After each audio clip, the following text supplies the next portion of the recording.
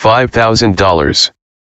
Cash payment to anyone who can prove that what lying son of a devil Farrakhan is preaching is consistent with the lessons, supreme wisdom, of Master Fard Muhammad Elijah Muhammad's representation of his teacher Master Fard's teachings.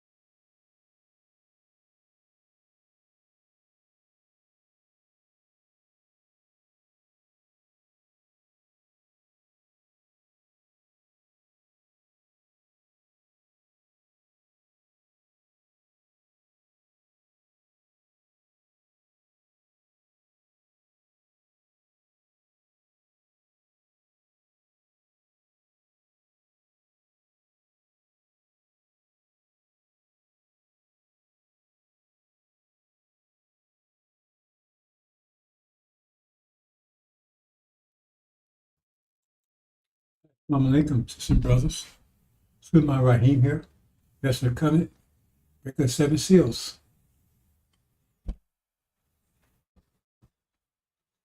Many brothers and sisters, little technical issue here.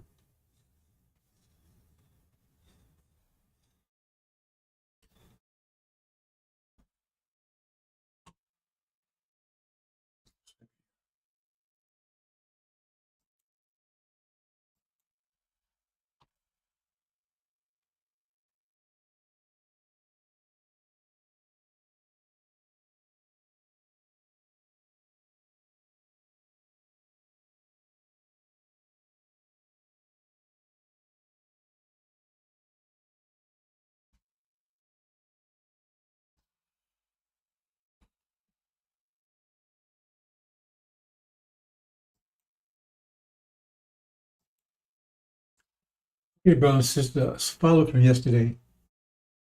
Look that. That's what's about to happen. Said blood behind which is proud. It said we're here now, so I'm kind of letting everything just hang out. Explain things in even more detail. Blood. Would be off the page. It's unprecedented process. No matter any kind of situation you've ever thought of, any war you saw in the past, whatever, it's going to be far worse than anything that you ever heard in history, everything you ever saw on TV, worse than anything that anybody's ever imagined. Unprecedented. A bloodbath. Bloodbath here in America. We're going to show you that in detail. Bath over there, that war, it's going to be total bloodbath. I mean, they're going to be shedding blood. It's going to be off the page over there. I mean, just think of some of the elements there. You got a lot of people thinking they're fighting for Allah Himself.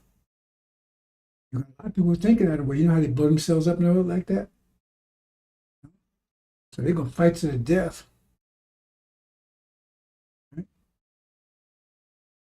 False Israel fight for their life. They already got memories of the Holocaust.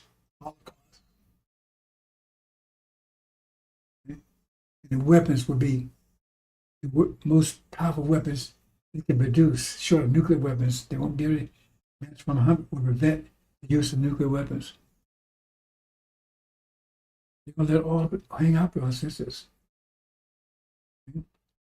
So many things I can't tell you, all the things that's involved there. America's in a dilemma. Well, there's a dilemma because America has to, see, because they worry about, they have to keep false Israel alive. Because false Israel still, as long as Israel's still alive, we stay asleep. That's the purpose, to keep us blind, block our vision. It's a vision that unites people. Christianity united them, but it divides us. against each other, but it unites them. By definition, we're under their control, and you believe in that, so you're not going to do anything for yourself. But it tells you, oh, Christian, don't do it, don't do it. Just believe in Jesus. So, I mean, they got your hamstrung. Don't do anything. Just praise Jesus. But that's not what they're doing. You see them sitting right here doing Jesus stores, Jesus electricity, Jesus fuel, Jesus cars, Jesus gas. But they got you. That's why Elijah Muhammad was such a threat to do for self. And just with more small amount of people, he was able to do a great deal. Brian got you. No, we don't need that stuff. They got it. So you back to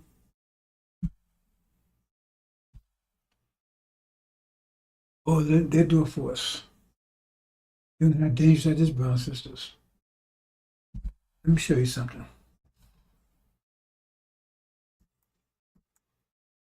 $5,000. Cash payment to anyone who can prove that what lying son of a devil Farrakhan is preaching is consistent.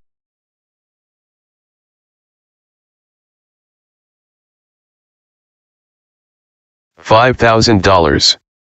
Cash payment to anyone who can prove that what lying son of a devil Farrakhan is preaching is consistent with the lessons, supreme wisdom, of Master Fard Muhammad Elijah Muhammad's representation of his teacher Master Fard's teachings.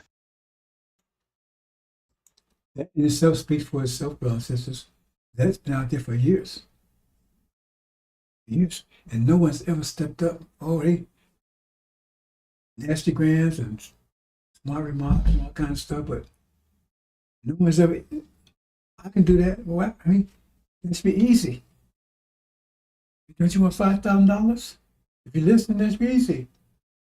Just pop up one verse. It's a win-win for you, because if I don't respond, you can show, hey, I stood, he didn't pay up. He didn't answer.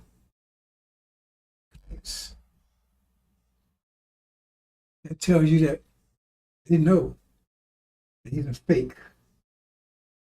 Because why would you get $5,000? If I told you I give you $5,000, if you can show me, right, Christmas on December 25th, I bet you I have a million hits.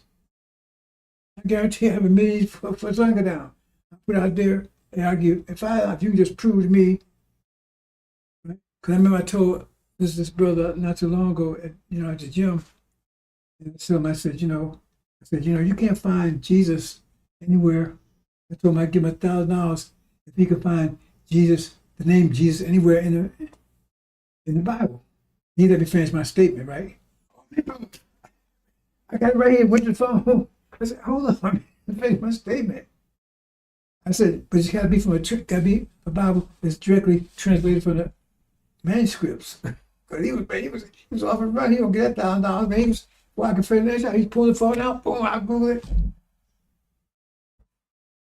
Bad I did that. It wouldn't sound like us. He didn't know he could prove it now, because he probably wasn't aware of the manuscripts and stuff. But he knew he had to go and examine the manuscripts first before he could try to collect his money. But that's good from a sense. That's been a couple of weeks now. Let's move on, brothers and sisters.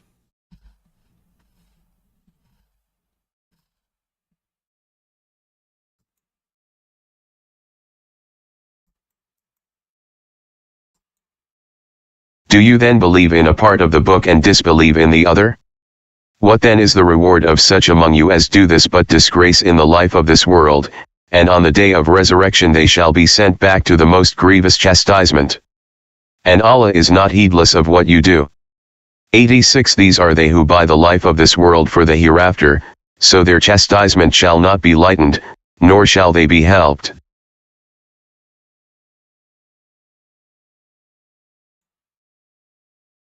I know how people are sleep bonuses because they didn't notice that. See, you got to pay attention to things. They don't pay attention to that. What is this? It says, disgrace life, this world. Let's go see what they say again.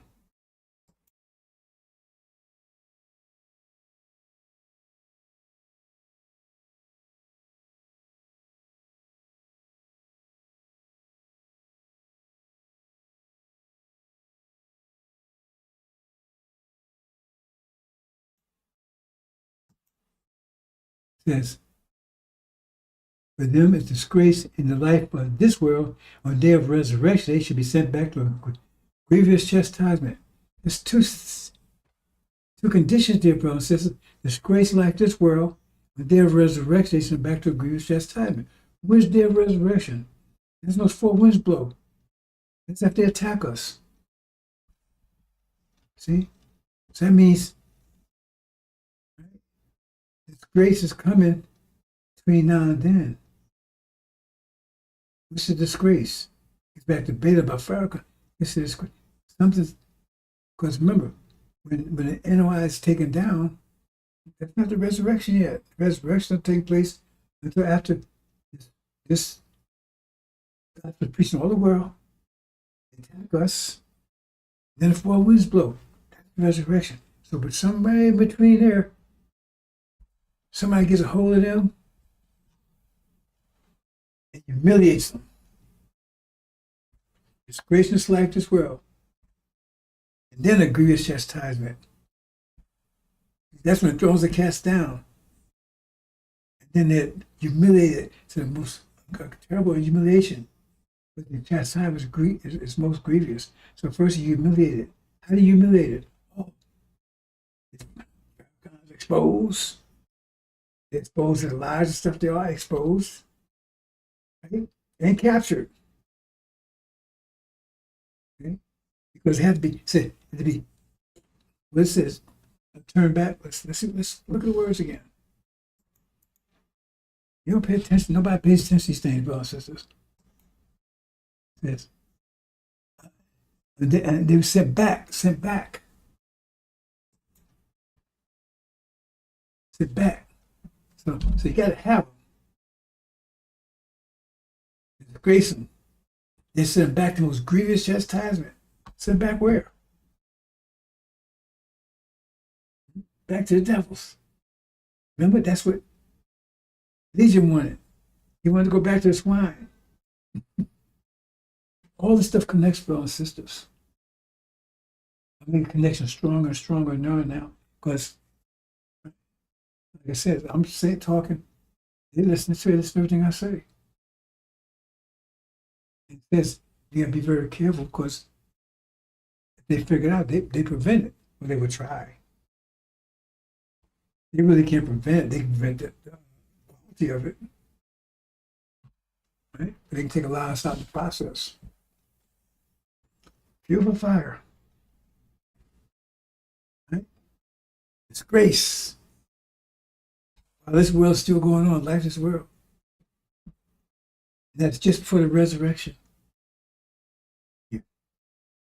Most grievous chastisement. Well, if they have any idea what's about to happen to them, it's been a bloodbath here. We're going to talk about that in a minute.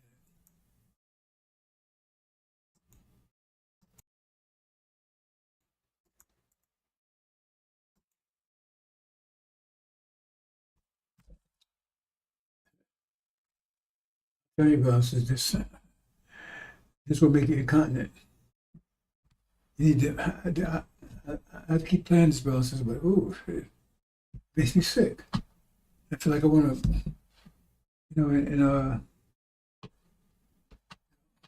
regurgitate. Try to use a nice word. And that's minor to me. I feel. Every time I look at this, it's blasphemous. It's disgraceful.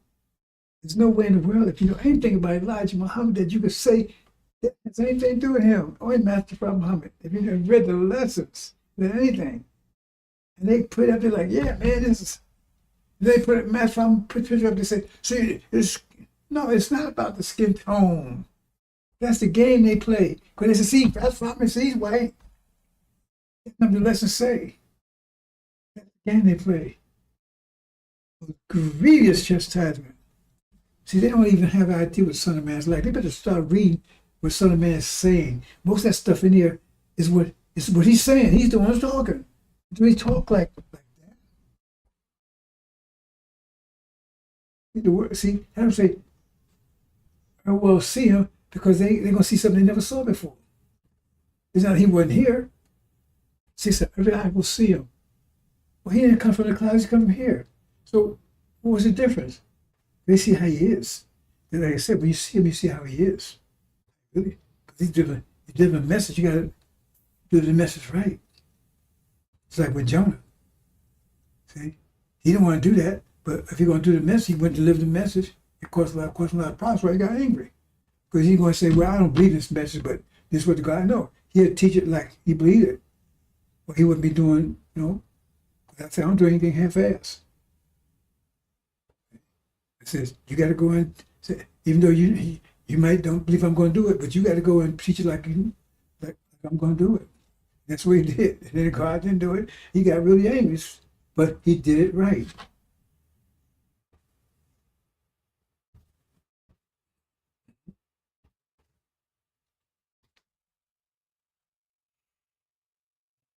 If you do things half-assed, you end up half-assed. Half-assed. We'll talk about that in more in a minute.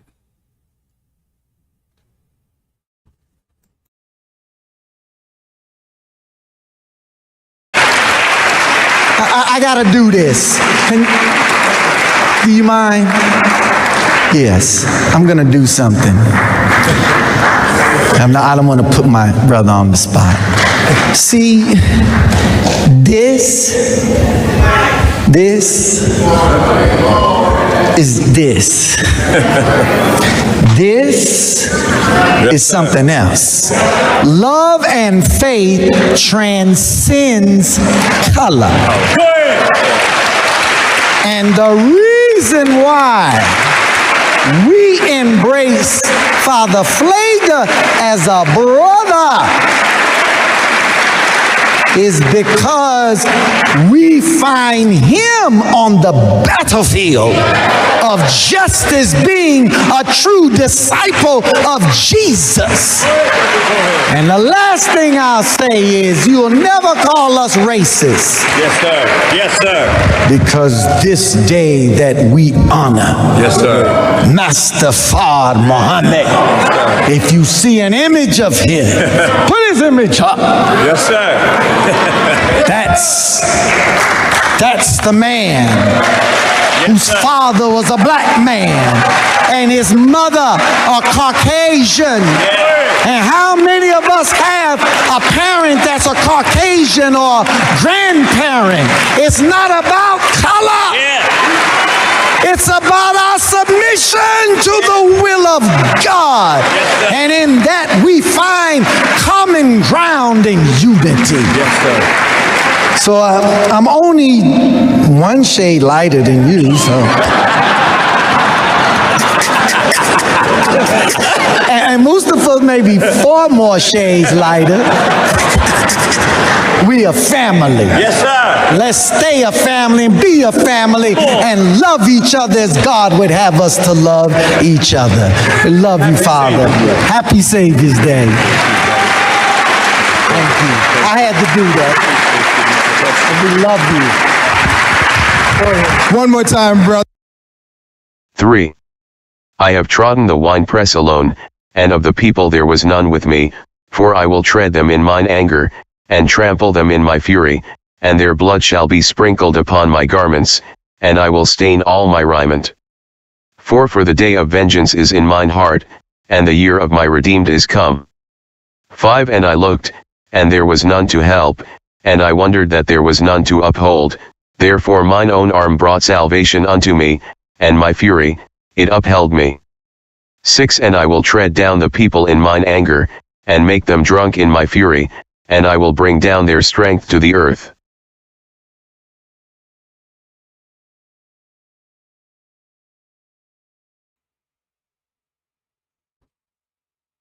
It sounds like we just heard from them clowns. It's going to be the most greatest chastisement, brothers and sisters. Get a hold of them. Let's see how much they laugh at them. Right? And then we plan this back to them. Remember this?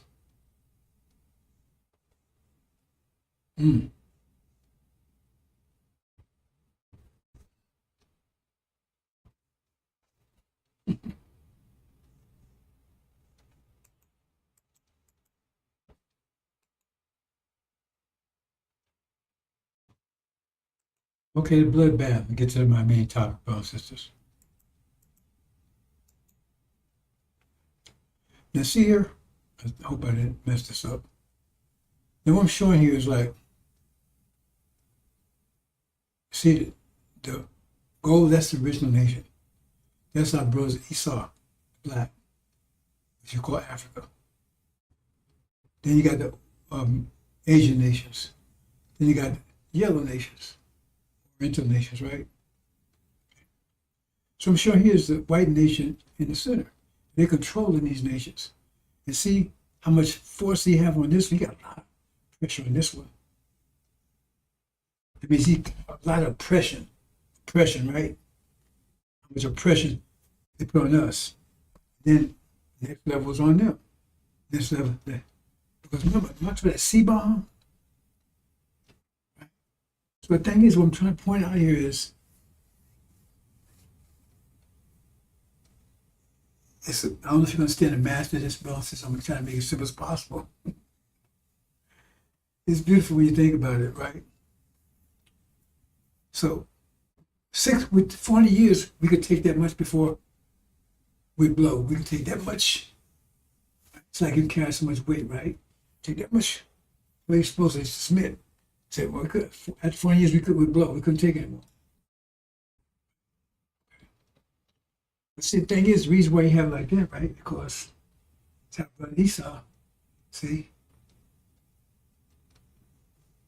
they couldn't take that as much as we took. They take less. You see? But they would blow at 40 years.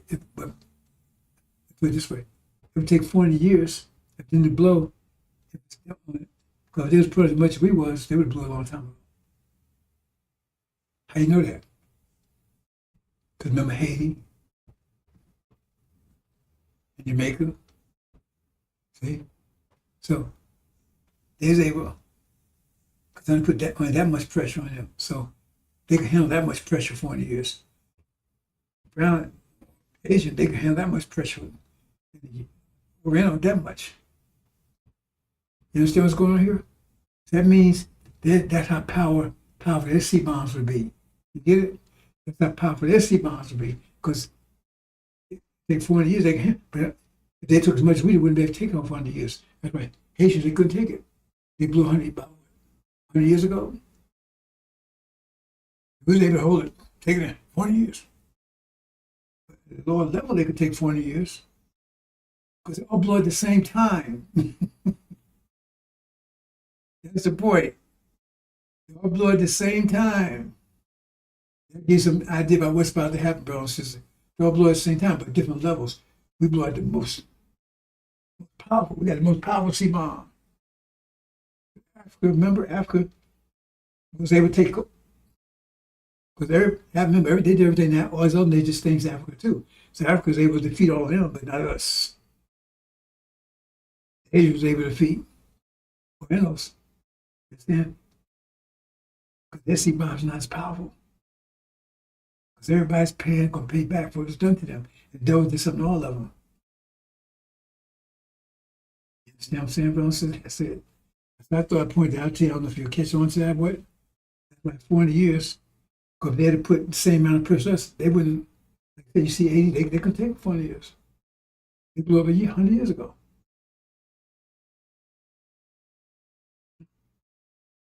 Or some more. They couldn't take it all. They couldn't take it all. I just showed them one here. They couldn't take it all. They don't have a sea bomb. Right? So instead of exploding, they're going to implode. Get it? They're not going to explode. They'll have a sea bomb. They'll implode. Wiped out, implode amongst themselves. That will take down any nations. Nations will take them down. Power has to be broken. That's a little math there if you can pick it, understand it. What's going on, brothers and sisters? We got the map from sea bomb. We take that much. Africa didn't take that much. They colonized them, but they didn't do to them as we did to us. We took more than anybody. So we got that most powerful sea bomb, and we blow away everybody. Africa blows away everybody. Well, the other man said, bear that plucks out three horns. He knocks all the rest of them. He's powerful, knocked them out because they all did something to them, but he couldn't get us. I thought out there about Sylvia. And his client to start trying to study math. That's why they all blew at the same time. See, all this was planned. All this was planned. So all blew at the same time. At different levels. Okay.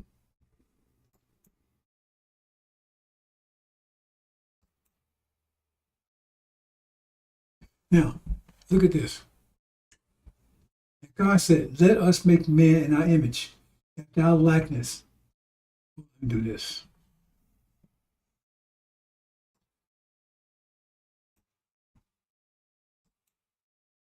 Let us make man in our image, our likeness, and let him have dominion over the flesh, fishes, over the fowl of the air, over the cattle, over all the earth. All the earth, all the earth. All the earth. Europeans never have control of all the earth. Right? Let me let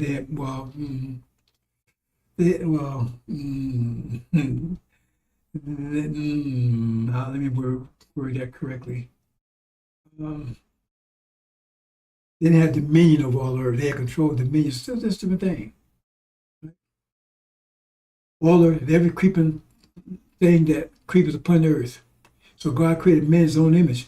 In the image of God created him, male and female. So they say him or he, right? Because that's like the reason why I do that, because the designation was individual. And which two parts are individual. So you still call us that individual, right? It's like, you got what's a good example?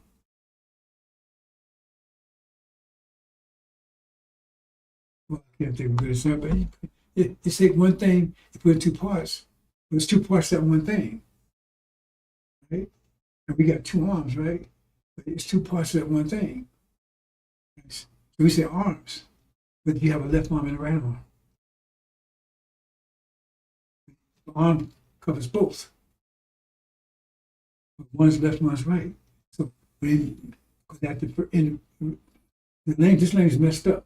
I'm pretty sure when you get to the original language, that meant that the being, the first being, now the being's two parts, male and female. The man was the name of the first being, put it that way. His own image created him, male and female. Okay? So create man is in the whole being, male and female is the two parts of that man. You understand that? This stuff is very precise, but I told you it's mathematics. We don't pay attention to going there, just whatever. And God blessed them, and God said unto them, them, be fruitful, multiply, them. Not him, and then he helped her. Or I'm going to do it, and you help me, them. See? They done a job so much in us, but I got to do it that way. Because you still think, right? And I got to keep kicking myself in the butt because my first reflex is, amen. I love my wife. I won't agree with her about nothing. And I don't see it the way she see it. I don't. Right? But I ain't her. If she on one side of the building, I'm on the other side of the building. So I'm going to see what side is. My side is green, so hers got to be green because my side is green, but her side is yellow. What side was the building? Yellow. Hey, yellow is green. It's yellow. It was green. You get the point? Well, why don't you come around here and see? Well, I ain't doing no transgender stuff to find out, right? So, okay, you got it. So, we got to get out of that. Are you going to get out of it? See? Or you're going to suffer. I tell you, it's so powerful when you understand it. She's our heaven. Well, why do we say she's our heaven? Then we're hers too. There's two sides of it. See, we give her the material, and she turn, like say, for instance, you give her the ingredients, she make the cake. But you got to give her good ingredients, and she make a good cake. So we give her security and everything else, and she turned it into that's what she wants. She wants what she wants from us. She wants security. Right? She wants comfort. Right? See, things of those nature. Something we want things differently. And we get that to her, and she gives back to us in beauty, and admiration, and love in her eyes. And that's what we want. Respect. So we give her what she needs to give us, because we don't give her security. Like I said, she can't give us anything. And that's why we ain't giving her a goddamn thing right now, but we want her to give us something. How can you get trees out of the ground, you put no seed in it? So we start giving her, she's going to turn, because her desire is she loves us. Her desire is to please us. Our desire is supposed to please her too. We please her the way she wants to be pleased. We give her security, right? Comfort. Make sure she have everything she needs. And she takes that and reduce it to everything we need. So she creates a heaven for us. So if someone's creating a heaven for you, right? Don't you want to be in submission to that? The more you submit to it, the more the heaven is going to be. A lot of Muhammad said, get a new way of thinking. That the way guys think is all messed up. Okay? Or we can put them down, they second class. But why in the hell would you piss on your investment? You don't want to give her you got a plant and you don't want to water it, and you don't put no sunshine on it, and then you're angry because it ain't producing the damn thing. Because you ain't giving her what she need to give you what you need. So you're putting it out, oh man, she's second class, we're a degree above her, you stand behind me and all this bullshit. You understand? And so you're pressing her, you're holding her back. So then, but you expect her to still produce. It makes no sense that when you think about it, does it?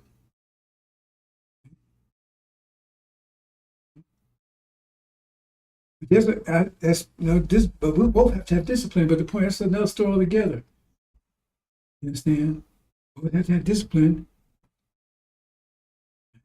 That's still story together.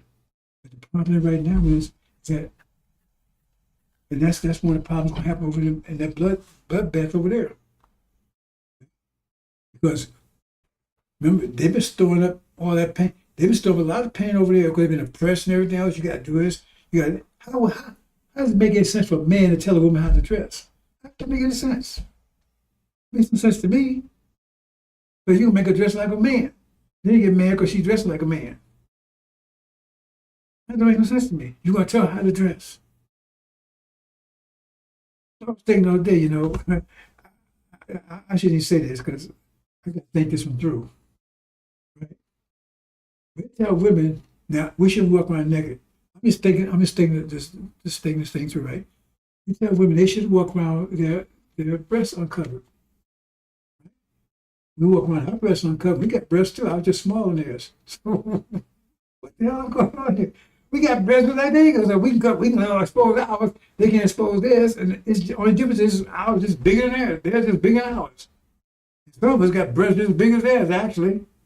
We see some of these guys walk in here, they're hanging out, but they don't got to put a bra on. See, all this shit is just fucked up. Fucked up. That's the only way to say it. And we put the switch in home.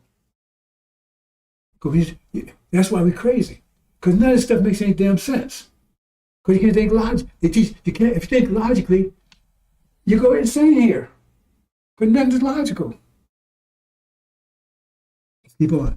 And God blessed him, said to be fruitful and multiply, replenish the earth, subdue it, and have dominion over the fish, the sea, over the fowl air, and over living thing that moves upon the earth. God told, I have given you every herb bearing seed which upon the face of earth, every tree in which is fruit of tree yielding seed, to it you shall eat, be for meat. Remember, this other Adam had restrictions. The church ain't the same one Adam. That's got price. He got some big mega church. He was talking about this. Hey man, they're the same one. Oh boy, these preachers, okay. And every beast on the earth, every fowl of the air, everything that creeps upon the earth, wherein there is life. I have given you every green herb for meat. So, and God, everything He has made, and behold, and God saw everything He had made, and behold, it was very good. And even in the morning, what it's telling you is, you can have control of everything. And you think you have control of any way you're thinking? Sit around, watch football games, playing basketball. You got to take control of the universe.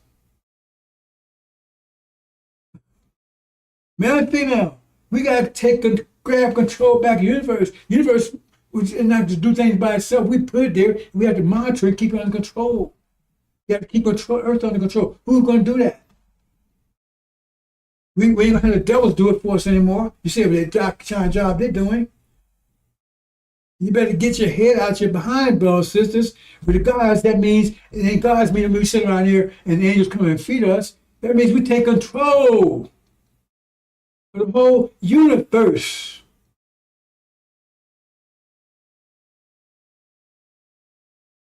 That means you got to know how the universe works before you control it.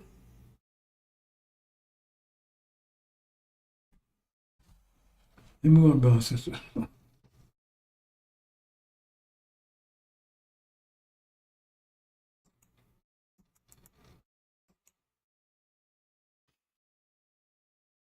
Okay, let me get to my main topic here, brothers and sisters. I'm going to more deeper than I did yesterday. Now, this white horse, I'm going to tell you something. We see what happened with this, right? You see, this white horse here, I never mentioned this before.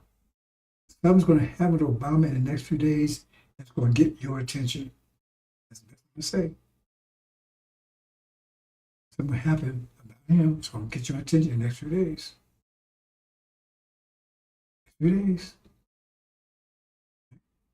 This year. Next few days.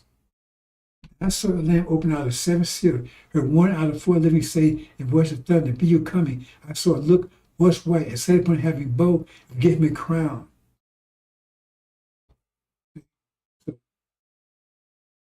Nobody's ever paid attention. That's why, see, one of the reasons I had to be very careful, because if I put all this information out there all at once, what's going to send somebody grab me and say it was theirs? That was one of the problems I had. So, well, if I go out there and just put all this information, I put as much, I put traps in there so if they go and say something, right, and they try to steal it, I can bust them. So I'm pointing something I've never pointed out before. You see her? He said he had rainbow. No, he said a bow. He said he was getting a crown. Remember, he went out conquering the conquerors. There was 2 things. 2 things. Conquer and to conquer. So he had 2 conquests to make. Right? But when he became president of the United States, that was one. I'm going to show you that he was president. Remember, he represents Africa. That's Obama there. Right? And then it says, watch this now. Having bow and was given him a crown. That means that's the second thing. He had a bow already, and then a crown be given. There's 2 stages. Crown be given to him. He said bow and a crown, and it was given him. That means this is 1 stage he's in, and this will be the 2nd stage. It'd be like this when the 2nd stage happens. When does that happen? What's that happen? And before the 6 seal blows, doing the solids. With the 6th seal, remember, they have to seal that 12 tribes, seal them. When they seal them, that means there's 2 gold ones up here. He couldn't do nothing until after they were sealed. So if something has to happen right now, between now while the silence going on, right, that will manifest or expose or reveal whatever that second thing is. I said that before. I'm telling you right now, but it's right there. It's 2 stages there. Give him a crown, right? That's when the first one, right? But this one goes first, and then this one second. Okay? When this one turns gold, that's when he's sealed. And remember, this sealed, they had two gold there. It said be silent until these were sealed. I mean, don't do anything, it was sealed. But something's going to happen dramatically in a minute. I can't say any more than that. The trouble points of thing I never talked about before. Okay? There's two conquests there. Okay, let's move on. The voice, I don't know if I can voice hang. I don't know if I can survive. My voice is just, I think they're trying to poison me. Then the fiery red, that's another tricky one. Right? But fiery red is not, it's actually one of these. Right? That means when this happens, right, that's when the four winds are blowing. So the four winds are blowing, right? See, because this is the four winds are blowing, this was down, because you think it's red. That horse steer is really not red. Not at all. I see. And it took me a while to get that one, right? Because that's actually one of these in that position. And that's the third of the third of the fourth winds. So what happens? So this is about to happen. When the four winds stop blowing when they attack us. That's just before the four winds stop. That's when four winds blow. That's when the resurrection takes place. So this would be happening, right? So what's that? So let's look what's going on then. We opened the sealed second, heard living be coming. He went out with fiery red and was setting upon it to give and take peace out of the earth. In order that one another was slaughtered. It was given sword great. See? Sword great would be these two here. I'm going to show you that in a minute.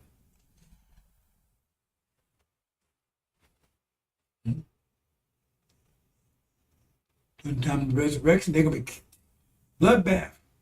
Kill one another. One another they will slaughter. Right? Who is he talking about? Oh, let me back up here. That's it. No, I'm sure another time. Because who are they talking about? So we're going to see that in a minute. They peace out of the earth. So we're going to point out who exactly they're talking about in a minute. So it'll be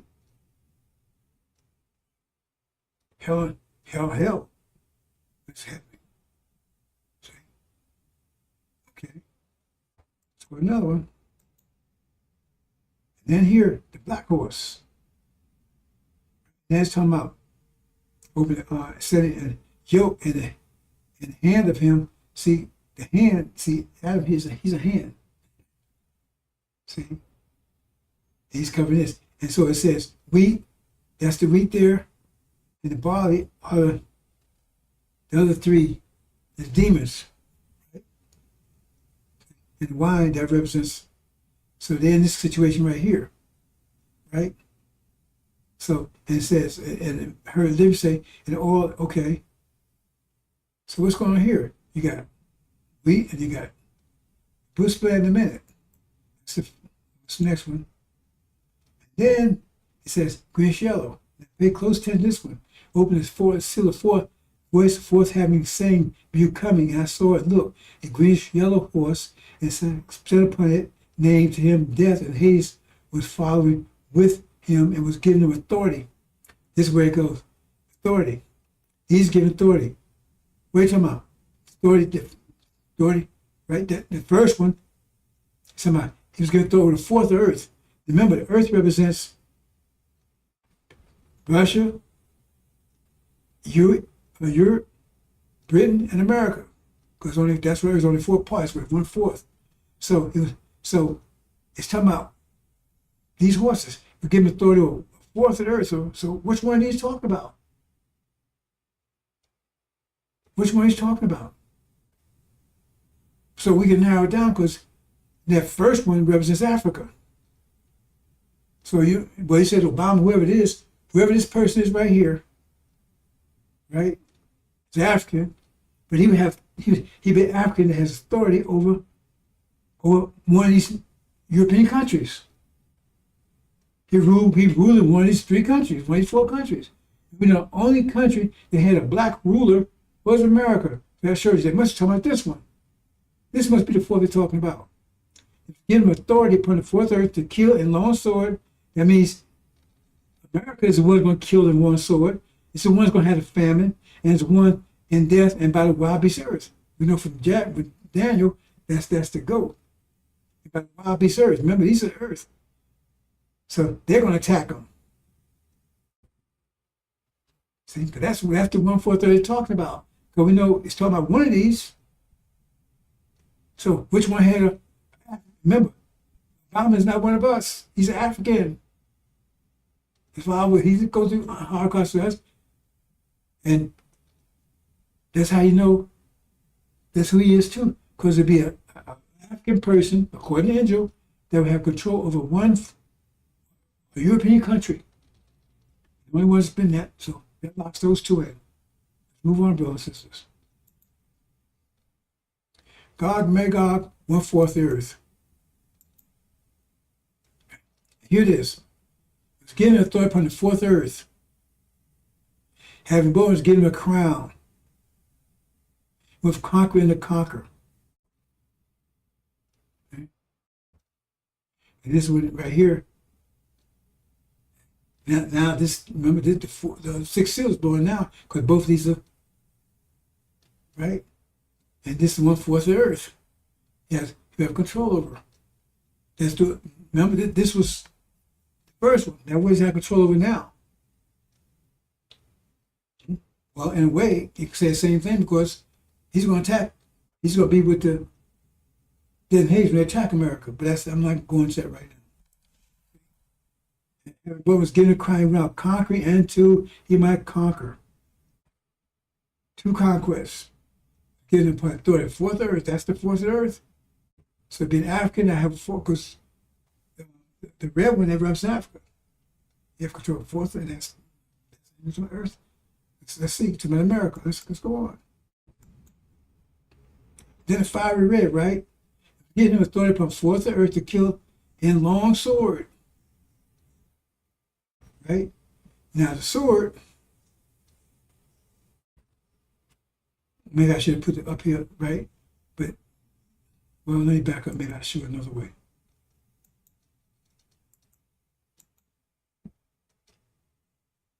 See, this and this are swords. There's also blood, there's also swords, depending on the chapter talking about.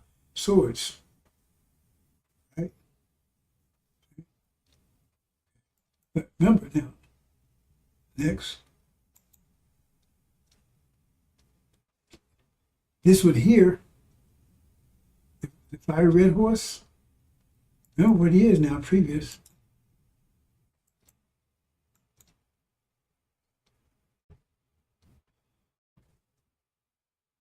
And let me get, hold on, let me get this right now. 1, 2. He's this one here. I should have actually put that there. He's this one here. See? And these are the sword because they're part of him.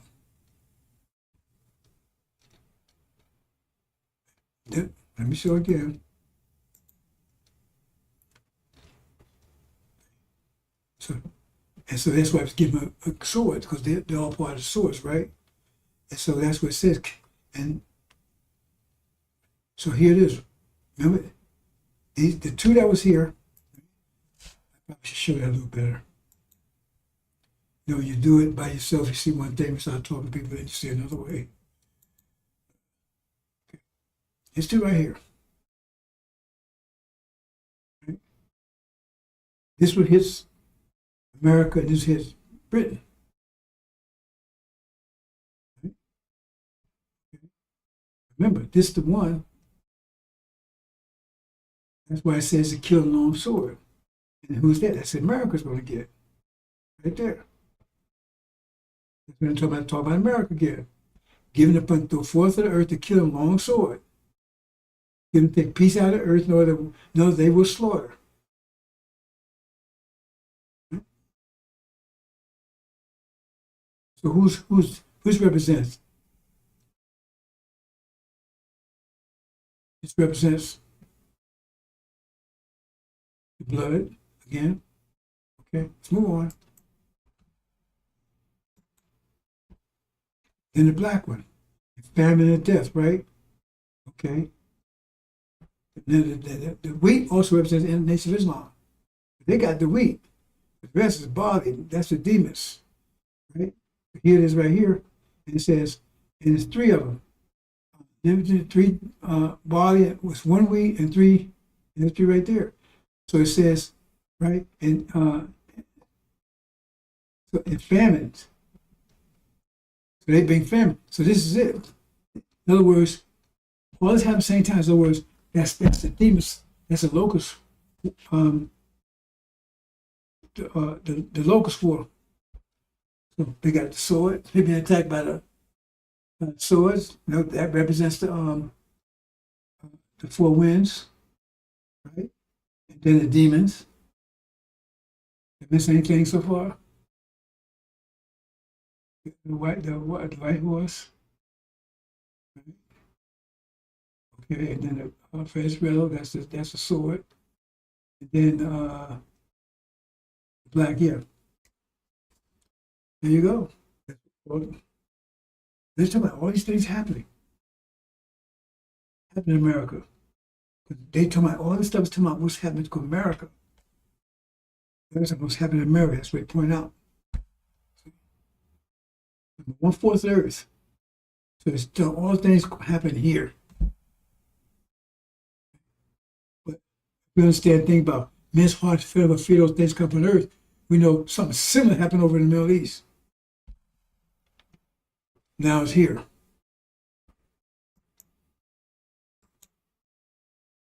Then greenish yellow. It says, by the wild beasts of the earth. Right? Well, here it is. That's the wild beast. There's America again. So it's not talking about false, not talking about Britain. It's talking about America. It's about America. See? Not Britain, America. And that's wild beast. That's Armageddon. Armageddon, it's my Armageddon is just a phase of apocalypse. Supposed to kill long sword, see? Supposed to kill long sword, famine, all these things happen, right? The fourth of earth, and all these things happen to that fourth of earth. To kill long sword and famine and death by the wild beast earth. All this stuff happen to the fourth of earth, to one European nation. All these things happen, see? To the fourth of the earth. To kill long sword, right? It's bloodbath and famine. Right? That's the locust war and death. That's the China and India when they come rolling in. Right? And like you get chaos kick over in Europe, European Armageddon. That's what's going to happen here in America this year. A few more days. See, all this talking about America, I never told you that before. What's happened to America? That's the fourth earth they're talking about. I mentioned it. Oh, by the way, in the past, but I never mentioned it this clearly. Because we're here now. All these things happen here, I told you. It's going to be awesome here. It says to the fourth earth. You got to know who the earth is in the fourth of it, and all these things happen to that particular one. So in other words, they single America out. All the European countries, they part of, so you got European countries going after them. Right? And that's the beast of the earth, right? Also, death. Right? That's China, India. Got them coming after him. Right? The sword. It's Africa. Right? And then the demons. The famine. Everything's coming after them. You get it? I try to make it clear as possible, bro, since we're here now. We're here now. People study, but see, everybody comes after. That's what it's saying here. These earth, Europeans have to find. See, and you see right now, because what happened? I mean, it's like a magic. Ain't Trump making everybody mad at him? Everybody. He making European mad at him, making China mad at him, India mad at him, Africa mad at him, see? They got closing on them in a few more days. Okay? Wild beast of earth, Armageddon. Right? Yes, that's the goat coming from the west. She's not touching land. I'll tell you about the goat. Right? Also, it's Africa. It's here under Obama.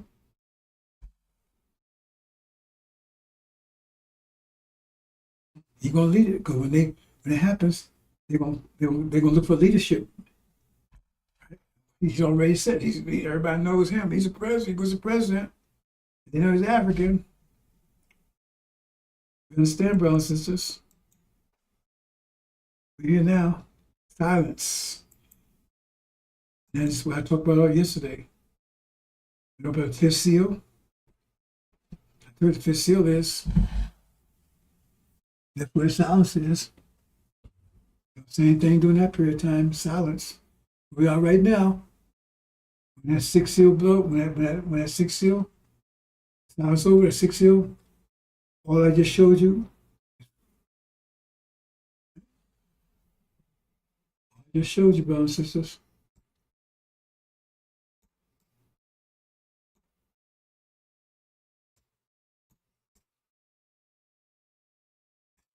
This. I kind of want to see it happen. I don't want to see it happen to America. I want to see it happen. I love America. I want to stay here. It sounds like a Messiah. I just showed you. I never broke that down that clearly. Seals. I make it clear and clearer. I can't make it too clear because they'll see it.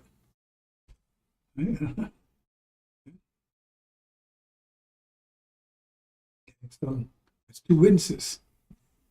Sorry, that's the fifth one. That's two witnesses they're talking about. Not American, not Elijah and Farrakhan. That's bullshit. They're not two witnesses. In the apocalypse, open the sixth seal, all hell breaks loose. Right there. And occurred, it's going to war in heaven anywhere, occurred great shaking, that's the war. When it resumes, right? And that's when kind of disposed of. I get the call, hey brother, that's the covenant, we're with you. When you're ready, your people be ready.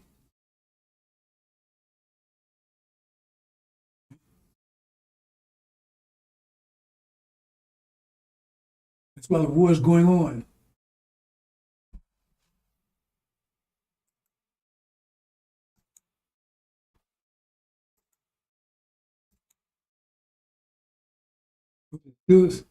Open up the seal of seven occurs silent heavens half an hour. If you play games with that one, I don't know, that's you see play games. If we're going to take the literal translation here, that'd be probably 6 months, half a year. Right? When the war started, when the war stopped? In June, July, August, September, October. June, July, August, September, October. So you say you went, but you say that's half an hour. That means it would be exactly be a month earlier, a month less. Usually would be a month less, 5 months. If you take that away, you put in June, July, August, September, October. You can pretty much guarantee it's going to be this month. And your wife will tell you that. But it's going to resume. Everything happened fast. The thing about Obama, that's something to see. That's what it's saying. Can't say more than that about it. I say, oh, you going to see these things from the air? You're going to see them. And you ain't going to like what you see, though. Oh, I want Jesus to come. Yeah, he come to kick your ass.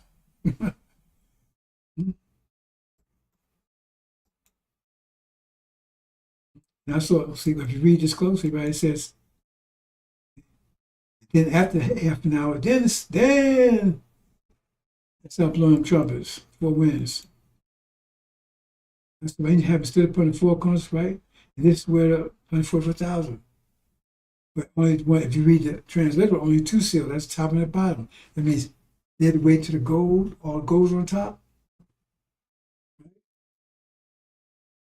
And the shear, but that's so complicated because they're on the bottom, but they have parallel to the one European countries, because they said they became white robes. A little more complicated.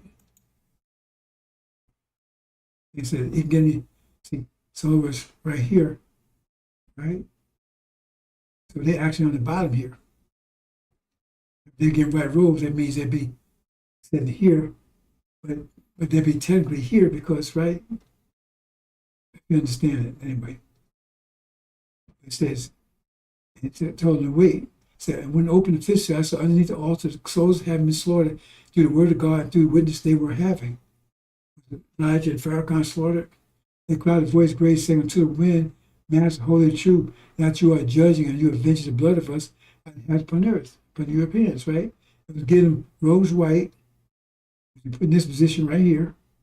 Right? And was told them what they would rest up time little until also the fellow slaves them, their brothers have been about to be killed, as also they.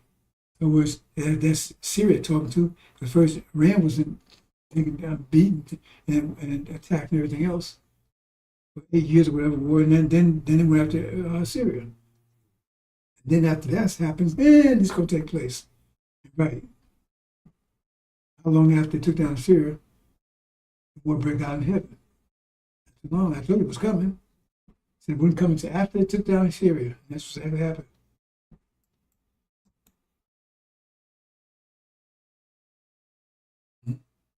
Here's the fifth seal again.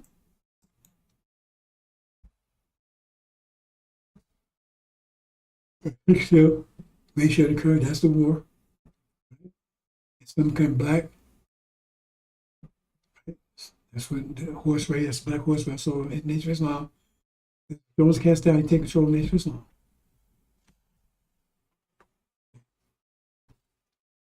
But it says, and some became black as Saul had, Muhammad became blood. But see, it doesn't say it. It happened right then. It was as when they so right now it's a bloodbath going on. Once the war starts, by the time he takes over the NOI, it'll be a bloodbath over there. Right? Come in here. And I said, men's hearts filled with fear, those things coming upon the earth. You know, it's coming here, powers having to shake. So it's going to be a total bloodbath over there. It's going to be a total bloodbath. You can't imagine. As soon as they're going to be with God and make God, and they think they're fighting God, they think they're fighting against it. They're fighting God's war against the Shia. But God's with the Shia. They're the jinn. You see, this is going to be like for them a holy war. They think they're protected. Mecca and Medina, and they think they're protecting that. The Kaaba. They've been deceived too, but it doesn't matter. What it is, that's what they're going to think. And some of them, a lot of them over there, they will die. They're going to go into heaven. I mean, blood's going to be off the page. It's going to be off the page over there. As soon as we'll be broken, as soon as we'll be destroyed, totally eradicated, there will be no Sunniism in this war. Totally eradicated. All of it. Won't be shit either. Because they're going to put their God there in the 12th email. He's going to guide them to technical mathematical Islam. See, mathematical Islam is spatial and technical. He'll guide them to technical mathematical. They're already technical anyway. Mathematical Islam. No more bullshit. And right now, what's about to happen, I keep telling you how dramatic it's going to be, how quick it's going to be, how fast it's going to be. You don't time no bullshit. saying things, get saying anything, made a mistake, any time mistake. Well, I made a mistake. I didn't mean to hit you. I get so tired of these damn excuses and apologies. I can't use them. I don't make them. Yeah. Oh, I'm sorry. I ran off your baby. Oh, okay. So you remember? She said she's sorry. What's wrong? I told you I'm sorry. You know, man. So they need to apologize for slavery, or you want to accept that? You want to accept 40 years of raping us, beating everything, and just because they apologize, they're going to accept, oh, they apologize. That's it. Is that the way it works? Okay. Listen, I said, man, I can't just walk down the street and knock your damn head, take all your money. And I'm apologize. Oh, I didn't mean to do it. So that works. The cops come, hey, I apologize to him. But you want me to do? Apologize.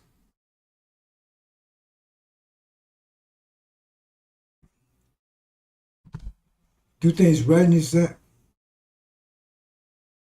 Don't do the half-ass. Put proper energy in. You don't need to apologize. Apologize because you're doing shit half-ass. You pay attention to what you're doing. That's why you apologize. I'm trying to make up for doing nothing.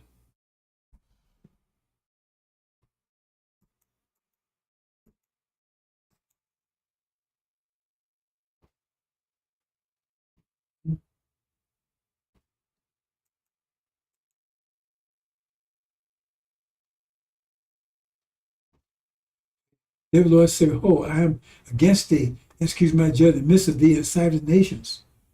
Listen to this carefully. Therefore, Lord God, behold, I am against thee, execute judgment in the midst of thee, inside of the nations. This is Messiah talking. It's not like Farrakhan. Farrakhan got this opposite. I will do to thee that which I have not done, and wherefore I will not do any more delight. It means something unprecedented. I mean, he ain't playing. He ain't effing around. Because of thy abominations, therefore the fathers shall eat the sons in the midst of thee, and sons shall eat their fathers. See, that's what's happening over there. That's about to happen over there. Won't be soon because it's going to be there. That's a spark. Now, if you ask me, a spark's already abomination, desolation is going on right now. But that's the official spark. I'll execute judgment and remnant thee I will scatter all the winds. Policy so that happened. We know that. We went forced to that. They made these shit. Here animals do our women. This despicable. These people, because they beasts. How do you expect the beast to act? If you're in dog land, dogs gonna treat you like dogs. They might even like you. But they like you, they licking on you, pissing on you, take your legs off. What they call a fire hydrant. They give you a bone, their best bone, and man, even they being nice, it's no good. But they being nice. Little female dogs, okay, come on. See? You don't want none of that. They being nice. They ain't biting you. Because that's all dogs can do. They don't know anything else to do. As far as a dog is concerned, we some kind of a dog. They take we dogs. They're strange looking dogs. We dogs. That's why they see us. So if these were people, angels, good so-called Christian, all that kind of crap, they would treat us that way. There's probably they treat us nice. They would took care of us. Maybe not took care of us, but they would treat us nice, right? Because they're angels. They treat us like shit. They're just like beasts. That shows who they are. You don't have to see the wind to see the effect of the wind. If Farrakhan, I love you. I love you. I want to make America good. Fuck the relatives, our ancestors. They rape, piss in their mouths, shit on them, cut them up, fed them shit. Oh, that's okay. I listen to that. Really? He's one of them. Because the only hope our ancestors had was one day we would stand up and get revenge on these monsters. I want to see America good. I don't see nothing happen bad in America. Why? Because it wasn't his ancestors that suffered that, right? I'm trying to see the ancestors, because they was the ones doing it. And his mission is to get us to just chalk it up. Oh, let bygones be bygones. That happened in the past. Really? Well, hey, next time you go to court, just tell the judge, hey man, that happened in the past. What you want, man? I robbed that bank in the past.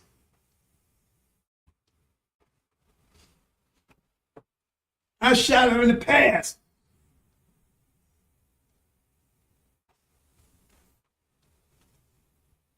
Mm-mm-mm.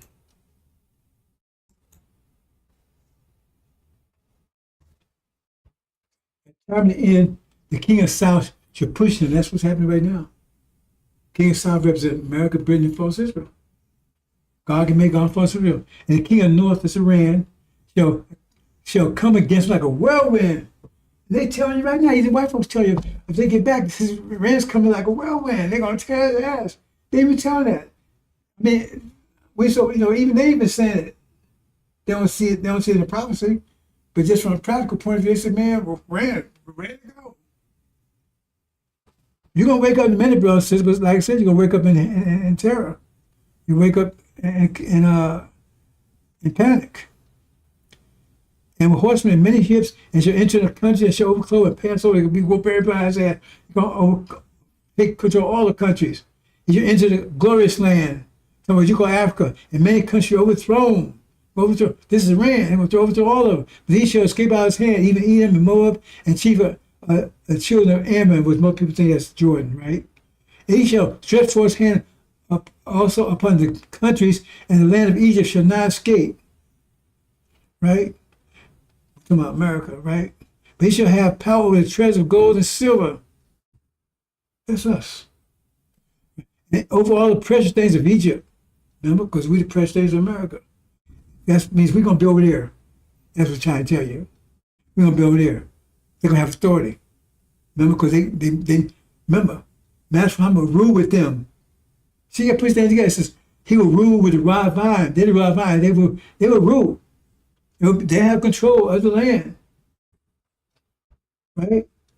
Because under Master Muhammad, remember, Michael's angels, they're telling you, he will have control. He shall have power to treasure gold and silver, power over us, and all the precious things of Egypt. Rules the precious things of Egypt. They had authority. But we with them. You don't piss on this gold and silver. We with them. But they would be, Master Muhammad would be in control. He has the power. That's what he's trying to tell you there.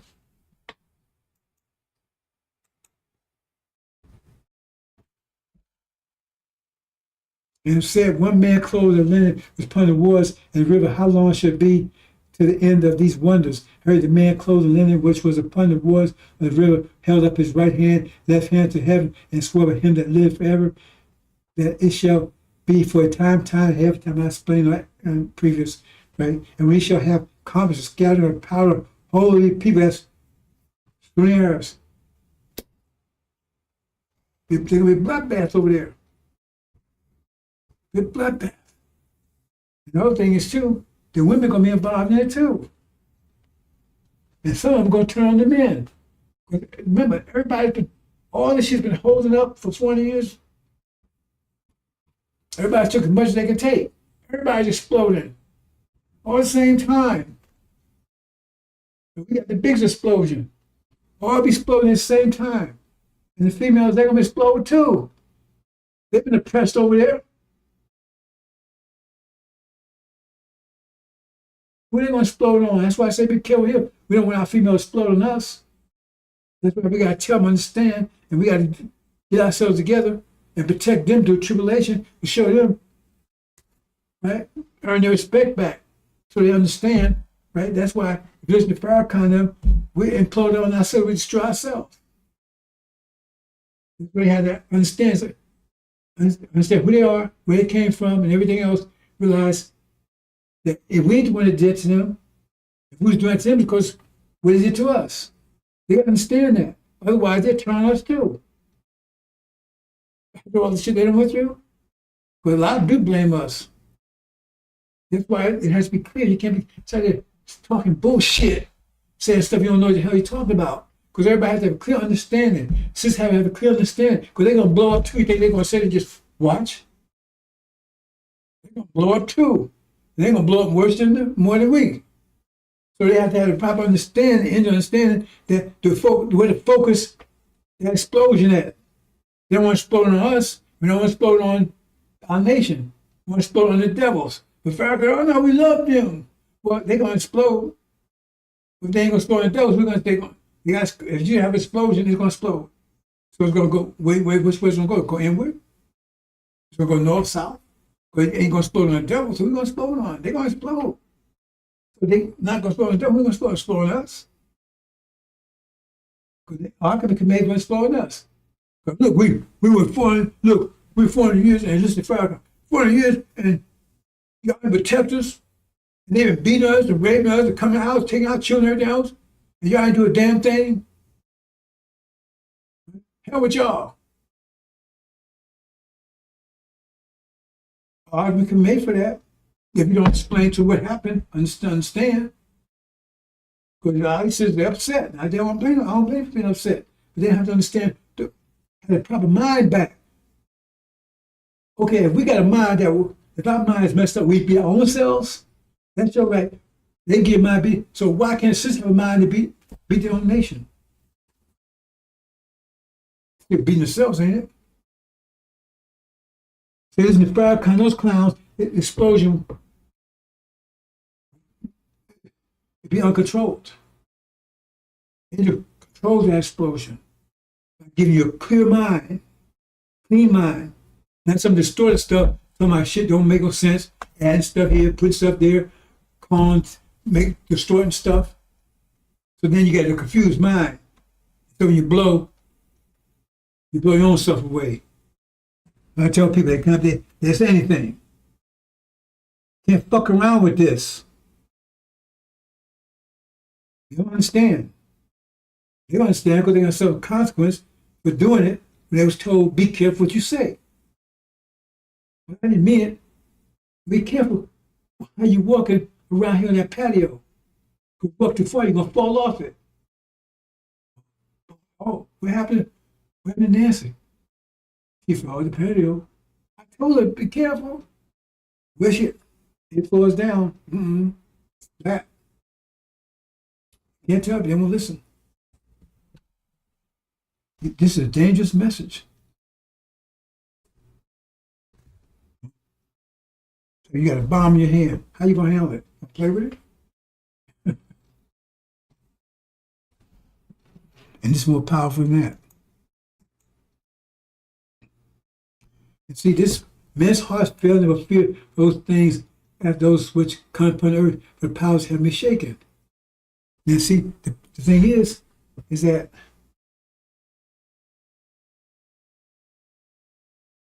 okay, you got the blood. Right? And the tools up here, that's blood. So they already, that's the blood here. That means this is Arabia, bloodbath going on there, right? Bloodbath here, right? This was here. Remember, it's on top of. Let me show that. Let me show that actually. Let me show that. Hold on. Let me just make that very crystal clear.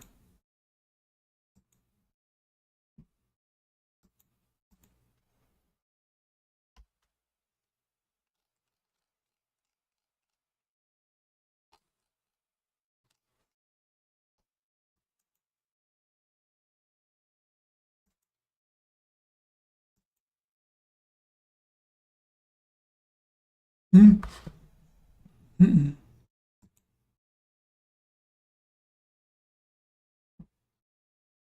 Oh, that's the wrong thing. Oh, that was the wrong thing.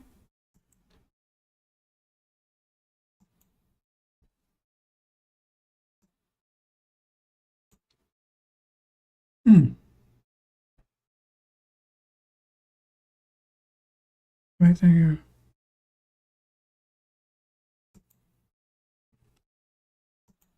Clips.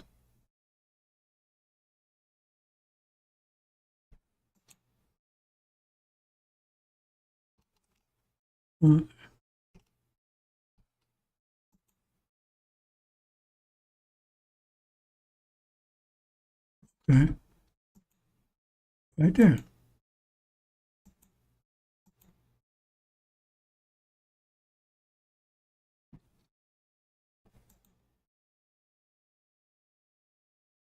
Something's wrong here, but hold on a minute. I did something wrong here. No.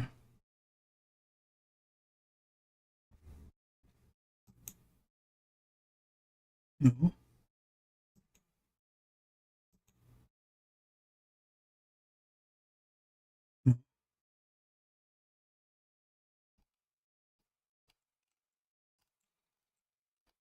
Oh boy, I lost my place here.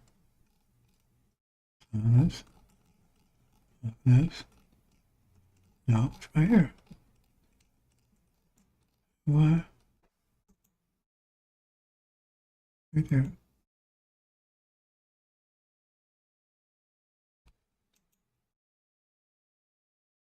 Right. Right.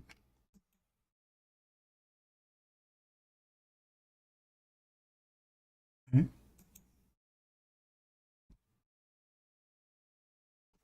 Right.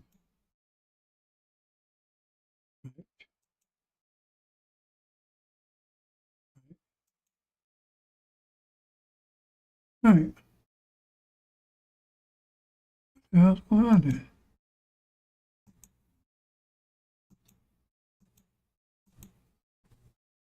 Well, Nancy's go around the while I was showing the way we're showing.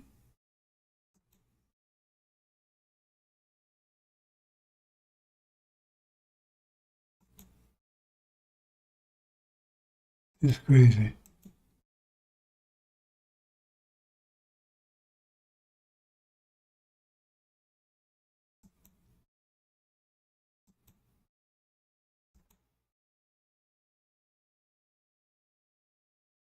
Okay, so we do it this way.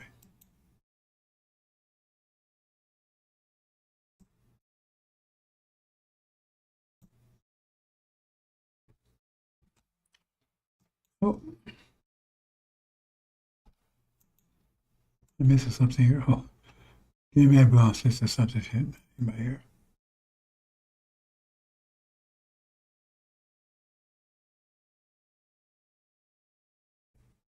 Okay, let's do this.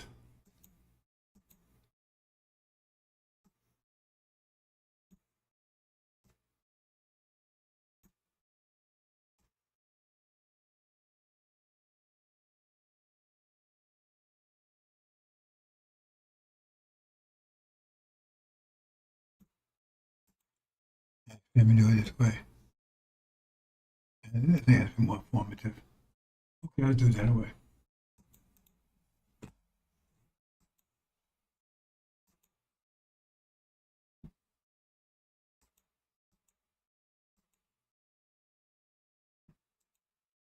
Make it a little larger so you can see it better.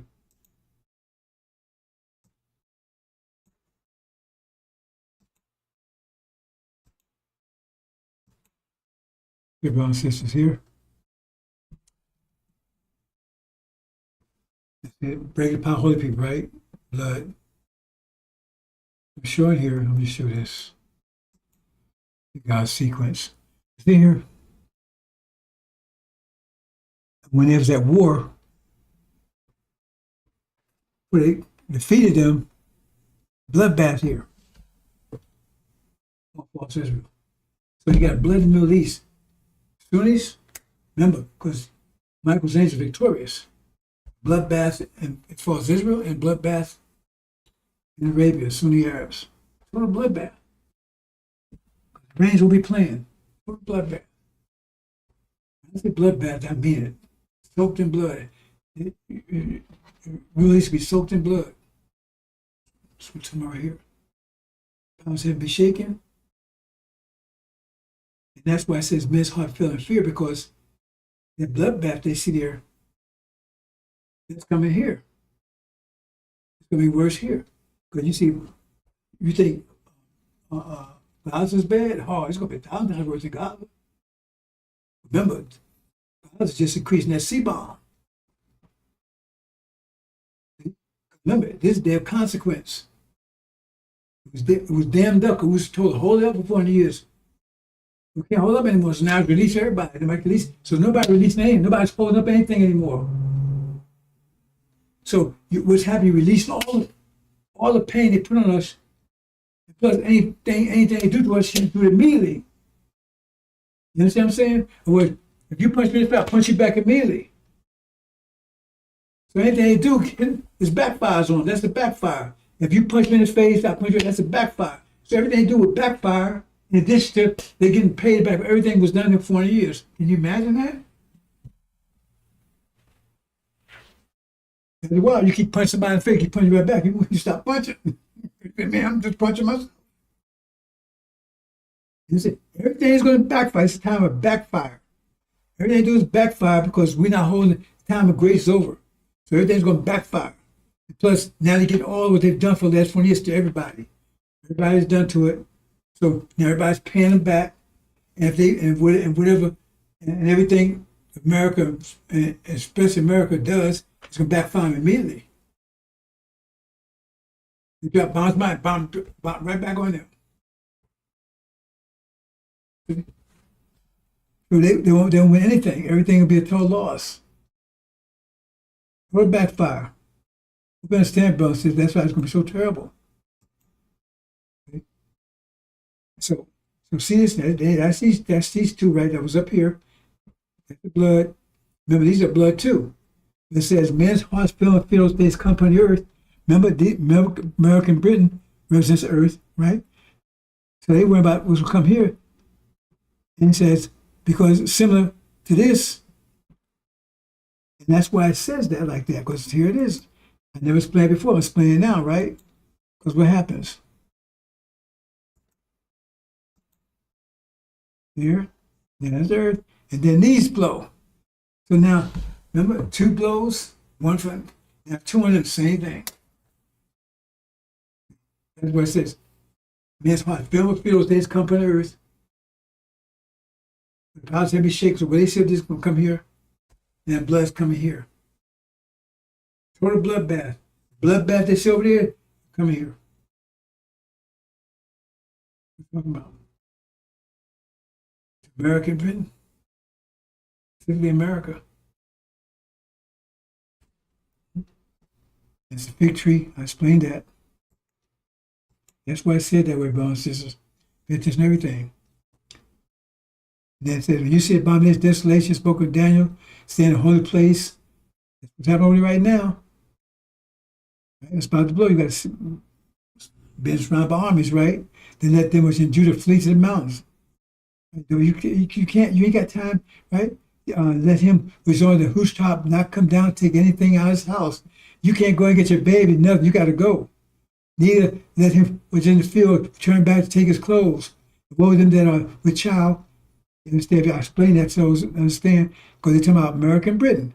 Because they, remember, they're pregnant because they're over another country. They're over us, that means that's what, talking about them. American Britain, woe to them. Great tribulation such as never since the beginning. Tribulation is worse. The great tribulation has never been since the beginning of the world. This time there should ever be. Unprecedented, man. Some more you could imagine. We can't imagine. Are you prepared for it? I've been 35 years trying to prepare you for it. They say if floods come, you both build an ark. Okay? Now most you haven't, so now it's going to be a rough ride. Especially those got to hear the Farrakhan's ass, because first you got to pull his, you got time to pull your hair out of his ass. You see, Jerusalem surrounded by armies, right? Know that desolation is not, it's destruction, not salvation. Let them which in Judah flee to the mountains, right? Okay? One of the days of vengeance. Pharaoh don't want vengeance. So this is Messiah talking here. He says he's the Messiah. those days of vengeance, all things, vengeance, what they did to us and all other nations. And written may be filled. And woe to them that are with child, and them that get sucked. They're talking about American Britain again. It's be great distress in the land. Great distress in the land, and wrath upon them. Great distress in the land, wrath upon them. It's going to be terrible here. And they shall fall by the edge of the sword, and shall be led away captive. All nations just be tried down. Gentiles time, and Gentiles be filled. And this, here's right. Here's the blood in American Britain. God fell into the earth.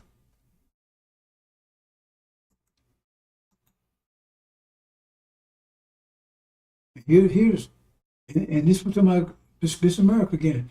And thou shalt eat the fruit of thine own body, the flesh thy sons and thy daughters, to get their own children, which God hath given thee in siege and strait, because America be under siege, and straits where thy enemies shall distress thee. All the enemies closing on you. Everybody closing on you. I told you. Got the demons getting you. You got your own people, other Europeans after you. Right? You got Arabs after you, Africans.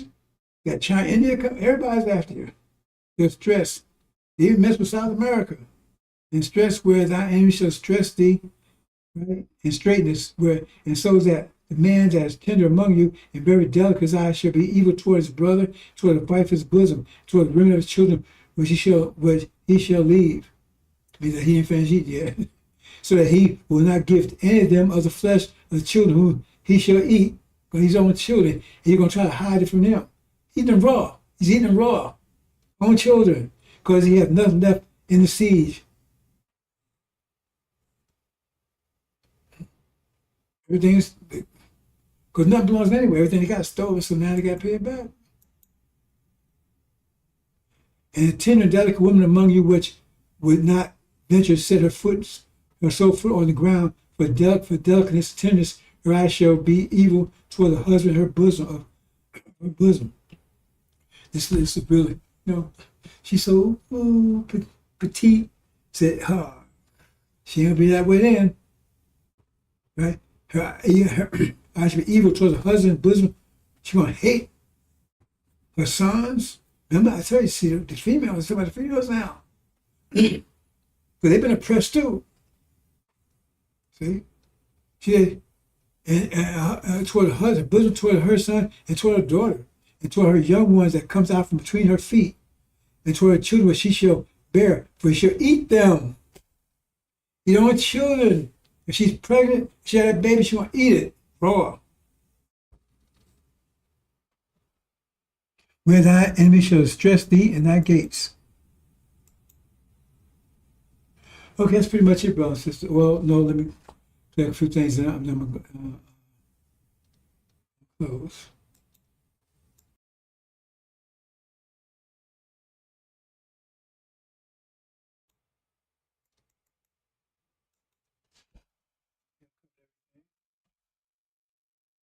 This is the Messiah here. Remember, now we talked about how the Messiah sound, but this is how Farrakhan sounds. I believe that America can be beautiful. How can America be made beautiful? Now, family, listen. My brother Imam Wadakuddin and I have had disagreement, but his followers and mine have never given each other as much as a bloody nose.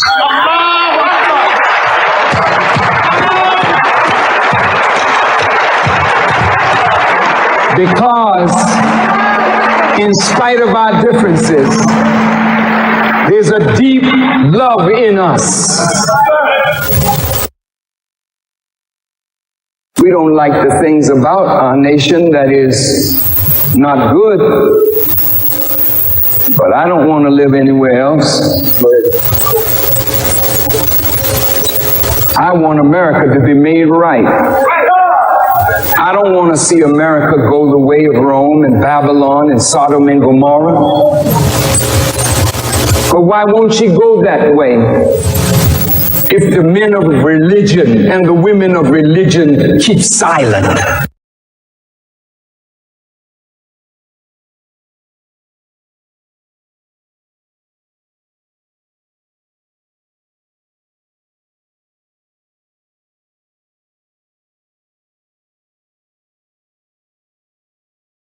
"49.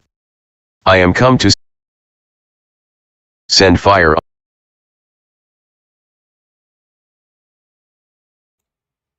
See, brothers and sisters, I love America. I want to stay here. I want to make white folks good. I want to make America destroy. I don't want America destroyed. I want to forgive America. But Matt Farmer says it's possible to reform those that 100% evil 49. must be destroyed. You can't wait to destroy them. So who's the side there? Talking both sides of his mouth? "I am come to send fire on the earth, and what will I, if it be already kindled? 50. But I have a baptism to be baptized with, and how am I straitened till it be accomplished? 51. Suppose ye that I am come to give peace on earth? I tell you, nay, but rather division. 52. For from henceforth there shall be 5 in one house divided, 3 against 2, and 2 against 3. 53. The father shall be divided against the son, and the son against the father, the mother against the daughter, and the daughter against the mother-in-law against her daughter-in-law, and the daughter-in-law against her mother-in-law.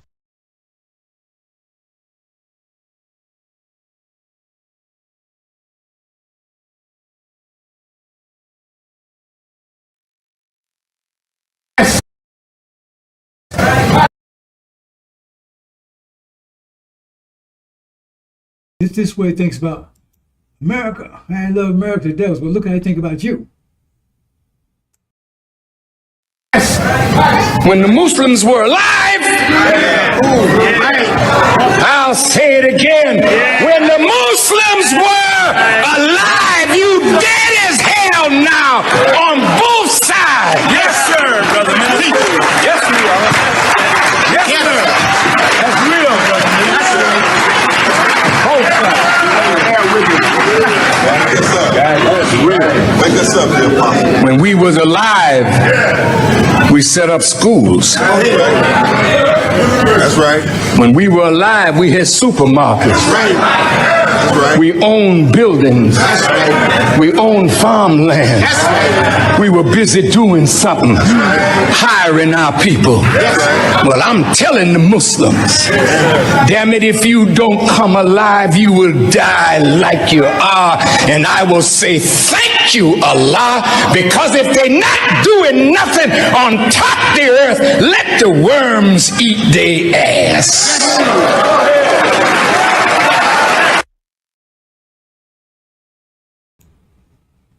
Let the worms eat their ass.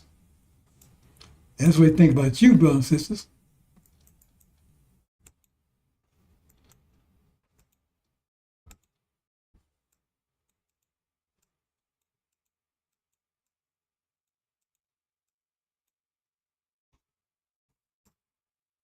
You put enough steaks on his table, on his plate.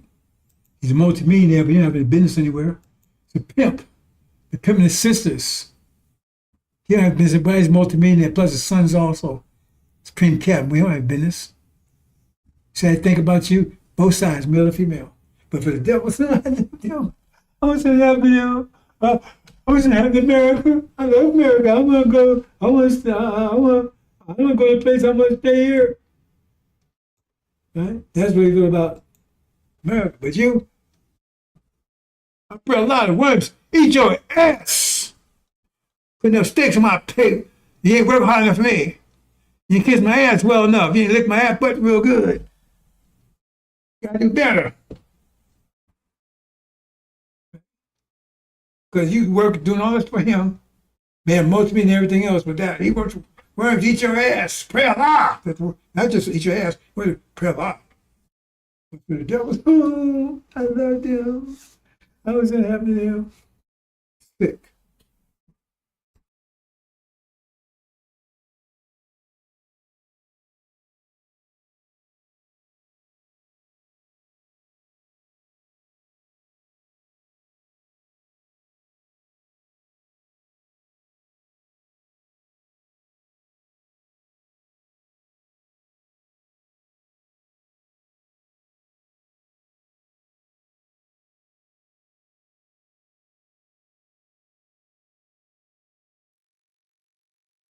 We have a lot of that going on, but we're taking care of our farmers. We can't let our farmers not have anybody. These are these people that you can't replace them very easily. People that live in the inner city are not doing that work. They're just not doing that work, and they've tried. We've tried. Everybody tried.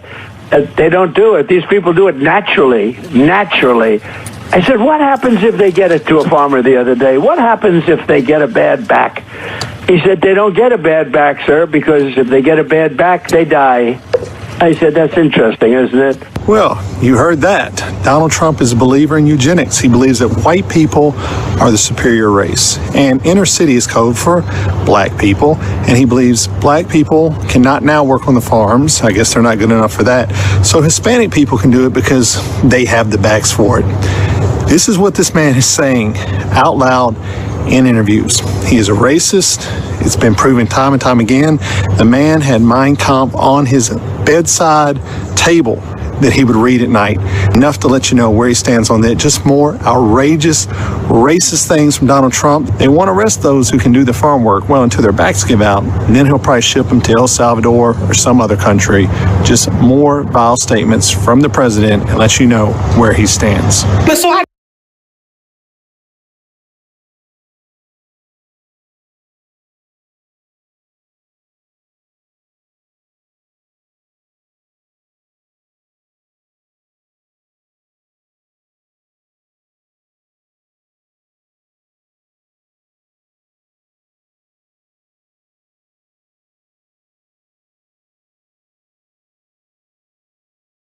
When they were arresting people for praying outside of abortion clinics. I mean, I do think the UK, and I say this as, someone who is half English, I think it's like reached, or it is quickly reaching a point where democratic reforms are going to be pretty tough because of the demographic change.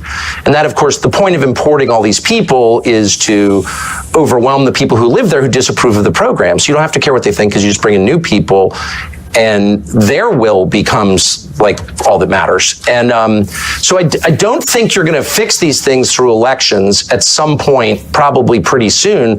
And I just worry a place like the UK, Canada is another, a bunch of different countries in the West are at the point where they're literally revolutionary.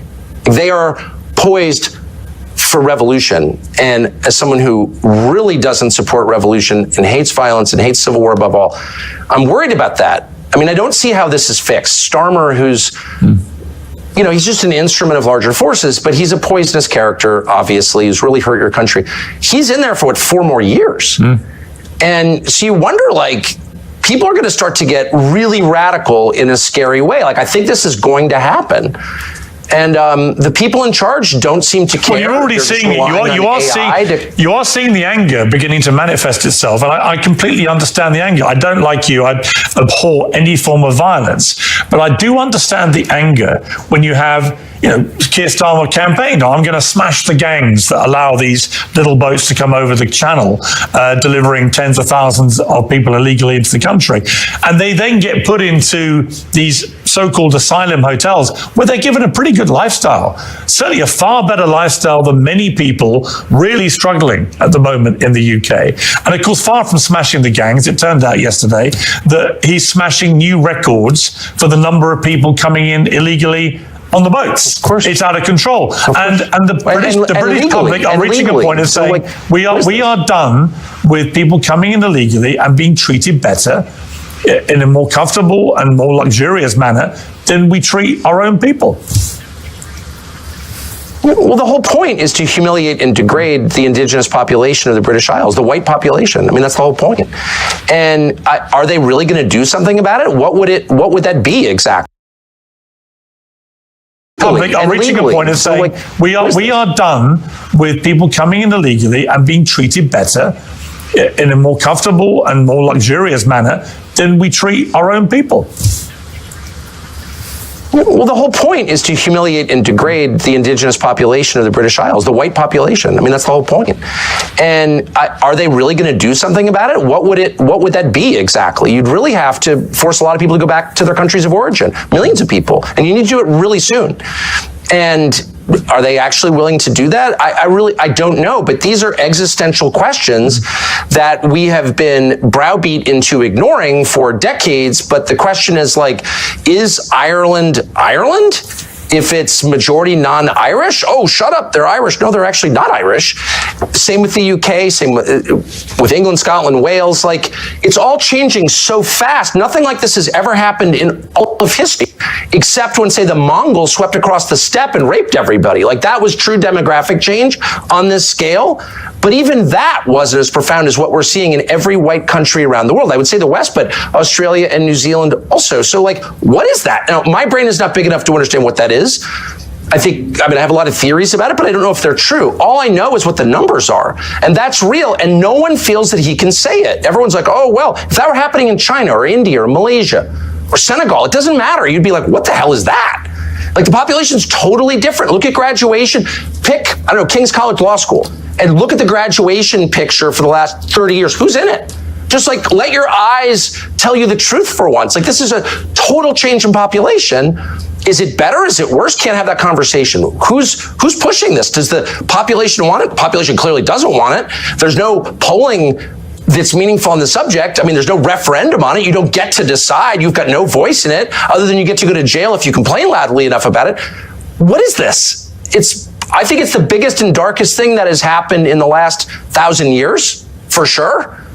And I think it's leading somewhere really, really bad. It's not happening by accident, that's obvious, because it's only happening in white countries. I think that... Oh, shut up, white supremacist. Well, in fact, I'm not a white supremacist. I'm just noticing what the hell's going on. I think most people I've spoken to about this in the UK, most people have always viewed the UK to be a very tolerant, multicultural, cosmopolitan place to live. That's why so many people want to come here. And people have no problem with that. And it's been very successful for a long period of time. Wait, it's multicultural? What does that mean? We have a lot of different people from different countries, different cultures, and it's always worked historically. So is Sharia law in a multicultural country, is Sharia law... What does that mean? We have a lot of different people from different countries, different cultures, and it's always worked historically. So is Sharia law in a multicultural country, is Sharia law every bit as valid as English common? No, people don't want Sharia law here. No. A lot of people do. Wait, hold on. I don't know what you mean. Multiculturalism itself is a lie designed to subvert a society. No, a society has a culture. You can argue about what it is or ought to be. It's not necessarily the same as race. It's connected to race, but it's not the same. People from different races can buy into your culture. That was kind of the beauty of the West. But a multicultural society is not sustainable. There's never been such a thing. Your society is one about culture will dominate. Hang on, Tucker. Surely the United States of America, given the very way it was created, is the epitome of a multicultural society. And my point I was going to make to you was... It's absolutely not. No. It's a multiracial society. Yeah. Though it was not actually a multiracial society up until pretty recent. It was just like 90% white for most of its existence, but whatever. But you did have different peoples, you had different religions. That was all totally fine, but there was one culture, as American culture. There's no such thing as a multicultural society. It's not sustainable. One culture will overwhelm the other. Again, it's not the same as race. It's not identical to race. It's connected, but it's not the same. But multiculturalism is by definition insane. No, it's never happened. It never will happen. One culture will predominate. It will impose its values on everybody else. The gay thing, which was not a thing 40 years ago, gay was a slur, all of a sudden becomes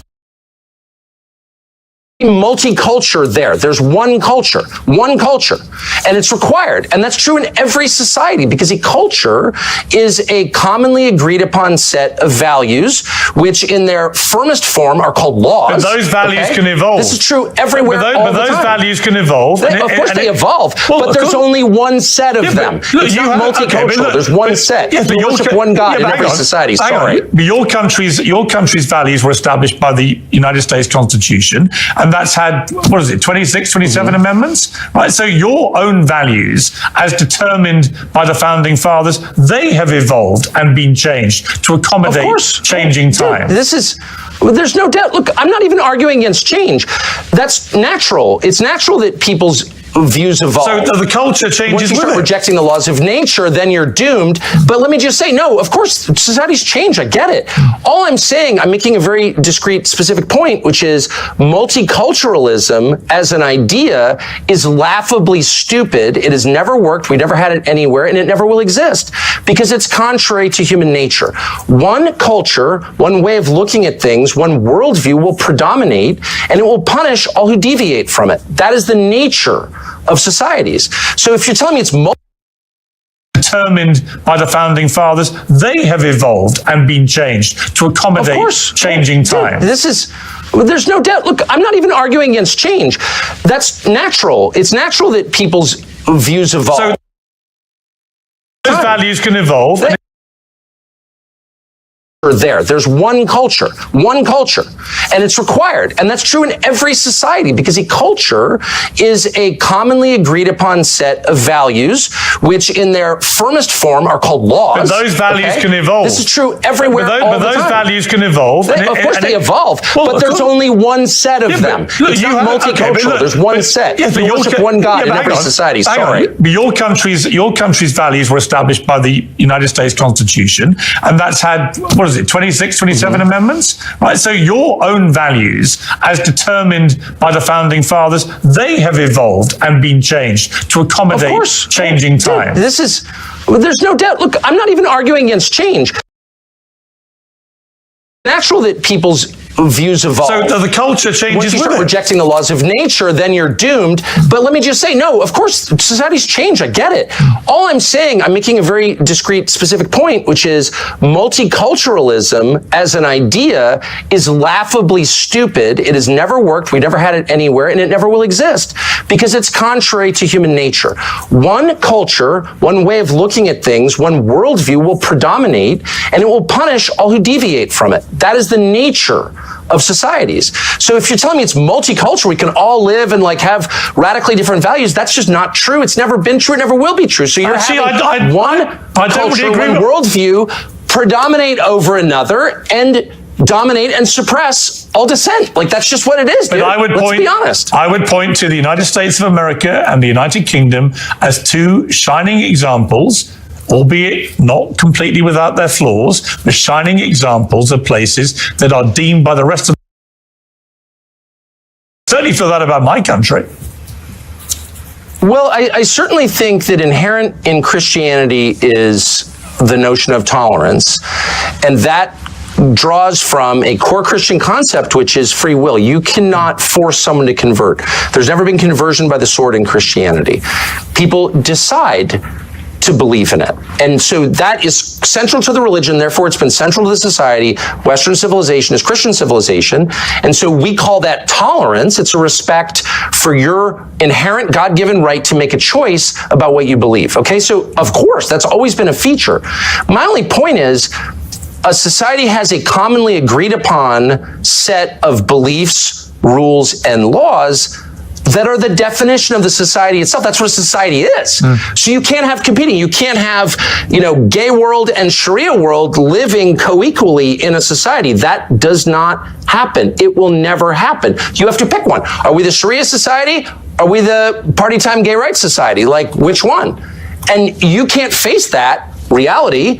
So you're just sort of snoozing along until the inevitable point where you're going to wake up and be like, my values have no bearing on what our society is anymore because we've been invaded by other people with a totally different worldview and they're now in charge. And that day is coming very soon for your country and maybe it'll improve it. I don't think the UK could be a lot worse than it already is. It's this kind of disgusting, sad, self-hating, suicidal island that was once great. It kills me to see it as a half English person, but that day is coming. It will change. You will either decide to be Western or Eastern. That's a choice that we're all going to face.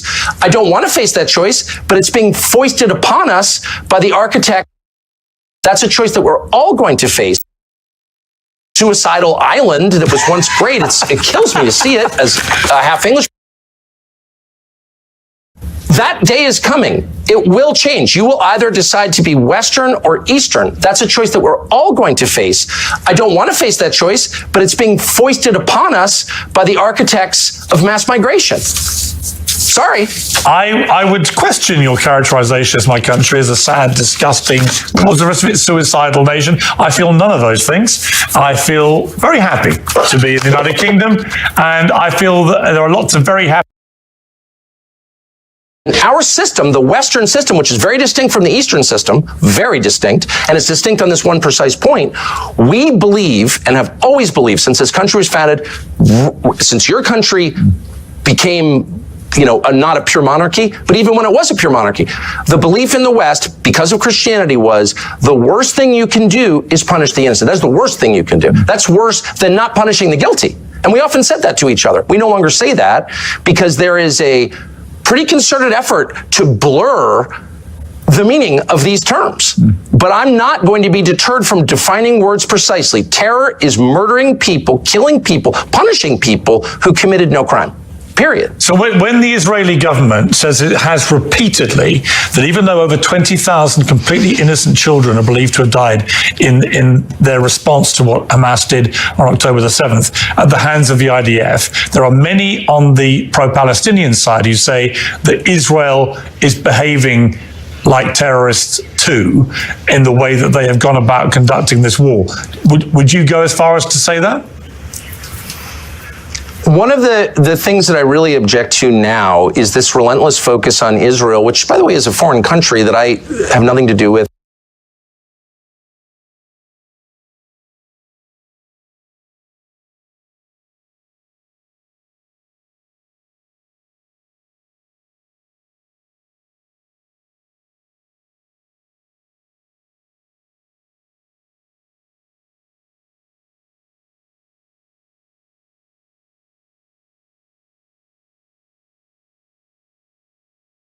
We've done this before. Now, maybe today things are different, and we will end up living in a nation that is sharply divided and may ultimately produce something else. But I'm an American. I love my country. I want to see it stay together. I'm interested in social cohesion, which means that I think our laws, customs, and culture have to be dominant. We can accept some diversity on the edges, but not fundamental division.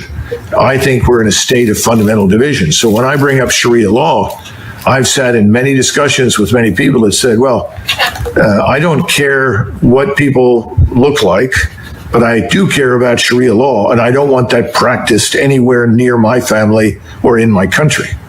And that's something you should be aware of.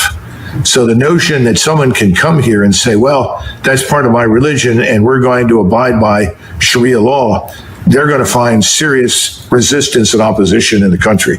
And as I clarified, it's because it matters. It's this thing we call societal cohesion. Nations do not exist on their own. They have a core population. Our core population from the very beginning was always at least 80% European and Christian, and about 15 to 20% African. But when you start bringing in huge numbers, millions, who are fundamentally different from the core population, you are going to get violence, anger, and conflict. How many times have you heard people say, if you bring people in from the developing world, what do you get? The developing world. And now we've got that. You can't bring in hundreds of thousands of people from Somalia, plant them, of all places, in Minnesota, and then be shocked that, no, they're not Americans. They're not really interested in being Americans. They're foreigners living on American soil. Nobody wants to say that publicly. If you do, oh, well, you're a racist. Well, you know, the world is full of racists. The real war that's going to decide our fate is not going to be fought anywhere overseas. It's going to be fought right here inside the United States. Are we going to survive as a republic, as an English-speaking republic that rests on the foundations of Western civilization? Or are we going to become something else? One point that is... The Constitution was completed in 1789. I think we had 5 million people living in the 13 British colonies. We were 90% white, that is excluding the Africans that were in the country who had been brought here as slaves. But we were 90% white. We were 90% Protestant. and this may be hard for you to believe, but the people that wrote that were trying to protect all of the Protestant sects from a state church on the model of the Church of England and the Roman Catholic Church. That's one of the reasons it was almost 100 years or more after that before people began to finally accept Catholicism as a religion, because it was viewed as political power. My point to you is the Constitution is outdated. The way we are governed is outdated. It has to be re-examined. Nobody in 1789 imagined that anybody would come to the United States except another lunatic, religious fanatical Protestant who hated the Church of England. That's what people feared. That's what they thought of. The Constitution that we have does many good things, but I would argue that the Bill of Rights is ultimately more important. The Bill of Rights is vital and essential, and that needs to be defended. But the Constitution and the way we govern and the things that we're doing, it's out of date. It doesn't fit our needs. And that's back to my comment on something given has no value. You have to earn it. And we haven't made anybody earn their place in this country. I'm talking about people like me that have been here forever. My first ancestor stepped off the boat in 1681. So we've got to get back to some notion of national service, because national service promotes national integration. It addresses some of these problems that you're discussing. Now, I know that you may not want to conform and may not want to be as I am, but I'm an American and nobody questions that. Nobody ever will. If you don't want to stand out and be questioned, then I suggest that you change your appearance, because I don't think it's life or death for you to wear what you wear. I think this conversation. It's not fine, because it's leading to violence that could have otherwise been avoided. You see, every great nation, every large nation can always accept some number of people into its ranks that are different from them. It's always been the case. But if you suddenly import millions, which is what's happened here and happened in Europe, then you threaten the core gene pool. What I'm trying to tell you is there's a problem. And we can all think that there isn't, and you can insist there isn't, but that's the view.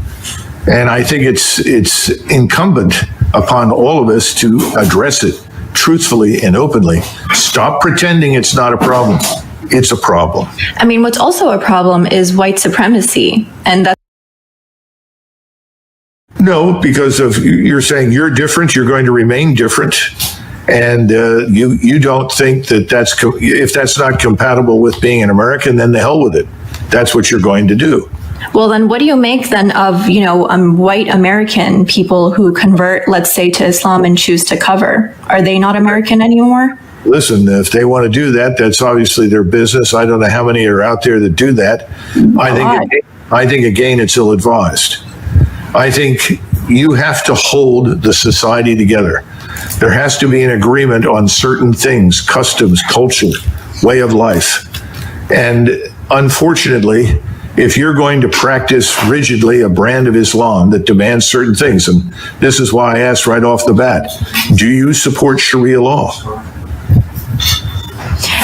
I'm a Muslim. What being a Muslim means is I follow the guidelines of my religion, which is a peaceful. Does your religion dictate to you Sharia law? My religion dictates to me to be a good human being, to be good to my neighbors, to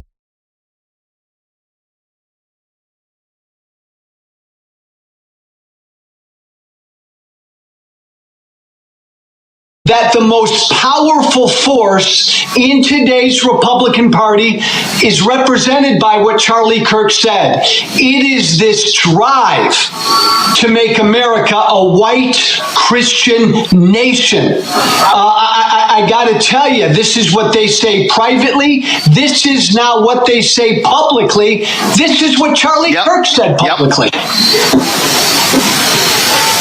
And Joe, again, one of the reasons I wanted to have you on, because you know these people very, very well.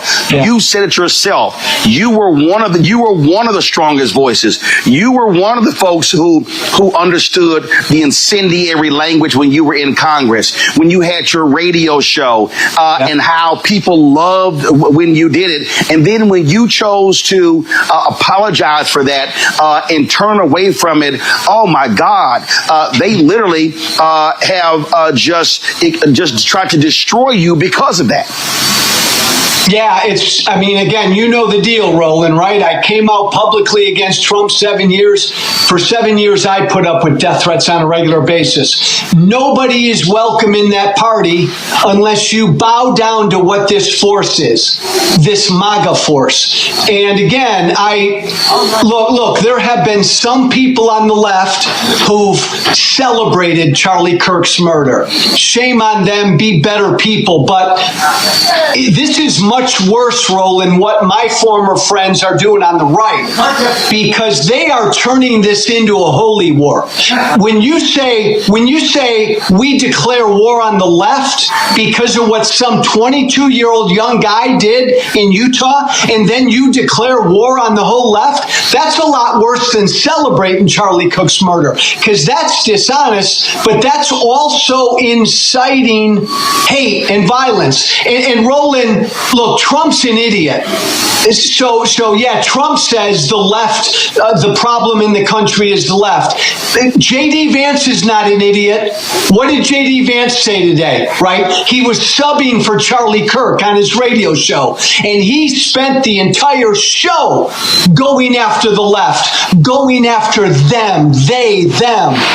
Man, Democrats need to wake up, Roland. This is a really serious deal by my former colleagues. The stuff that I hear privately from them right now, Roland, for the last 5 days, I mean, they want to go to war. This is a holy war. Oh, it absolutely is. And what really jumps out at me on this very thing here, Joe, and I've been saying this, I played the speech 2 weeks ago that mainstream media just ignored, of Missouri Senator Eric Schmidt, who gave a speech at NatCon, Peter Thiel's group, where he literally gave a white nationalist speech, where he said our ancestors fought for this country to be ours and no one else. He was talking about white people. He was basically saying, if you are Black, Latino, Asian American, or even Native American, America is not for you. And folks just ignored it. And so people need to understand, again, what they're saying, why they're saying it. And yes, there are many evangelicals, any very conservative white Christians who are pushing this as well. And you nailed it. They want a holy war.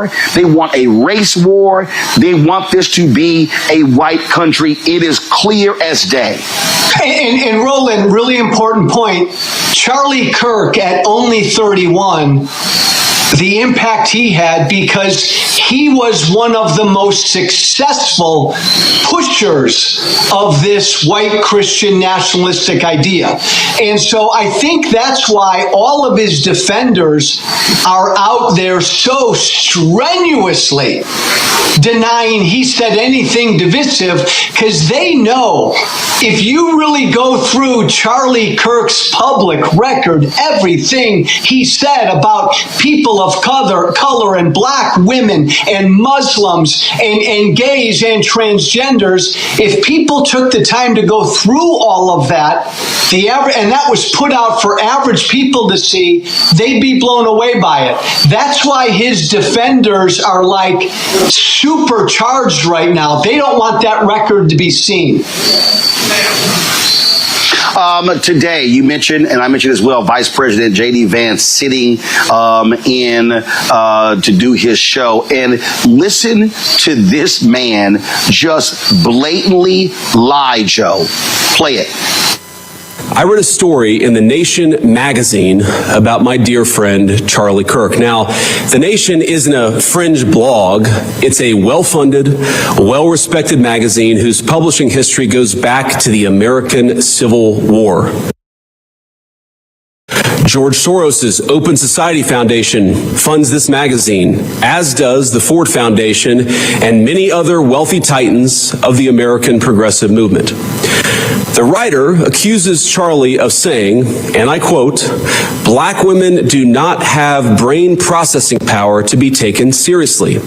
But if you go and watch the clip, the very clip she links to, you realize he never said anything like that. He never uttered those words. He made an argument against affirmative action as a policy. He criticized a specific Supreme Court justice as an individual. He never said anything about black women as a group. He made an argument for judging people of all races and backgrounds by their own individual merits. Bullshit. Okay, Joe, this is actually what he said. No, Roland, that's utter bullshit. In fact, you know, if we would have said 3 weeks ago, Blake, if we would have said that Joy Reid and Michelle Obama and Sheila Jackson Lee and Ketanji Brown Jackson were affirmative action picks, we would have been called the racist. But now they're coming out and they're saying it for us. They're coming out and they're saying, I'm only here because of affirmative action. Yeah, we know. You do not have the brain processing power to otherwise be taken really seriously. You had to go steal a white person's slot to go be taken somewhat seriously. Play cut 52. But I rise today as a clear recipient of affirmative action, particularly in higher education. I may have been admitted on affirmative action, both in terms of being a woman and a woman of color. All right, Joe. He literally said it. Not only that, Vance lied. Soros does not fund the nation. So he sat there and flat out lied. And Roland, remind me, what's J.D. Vance's job?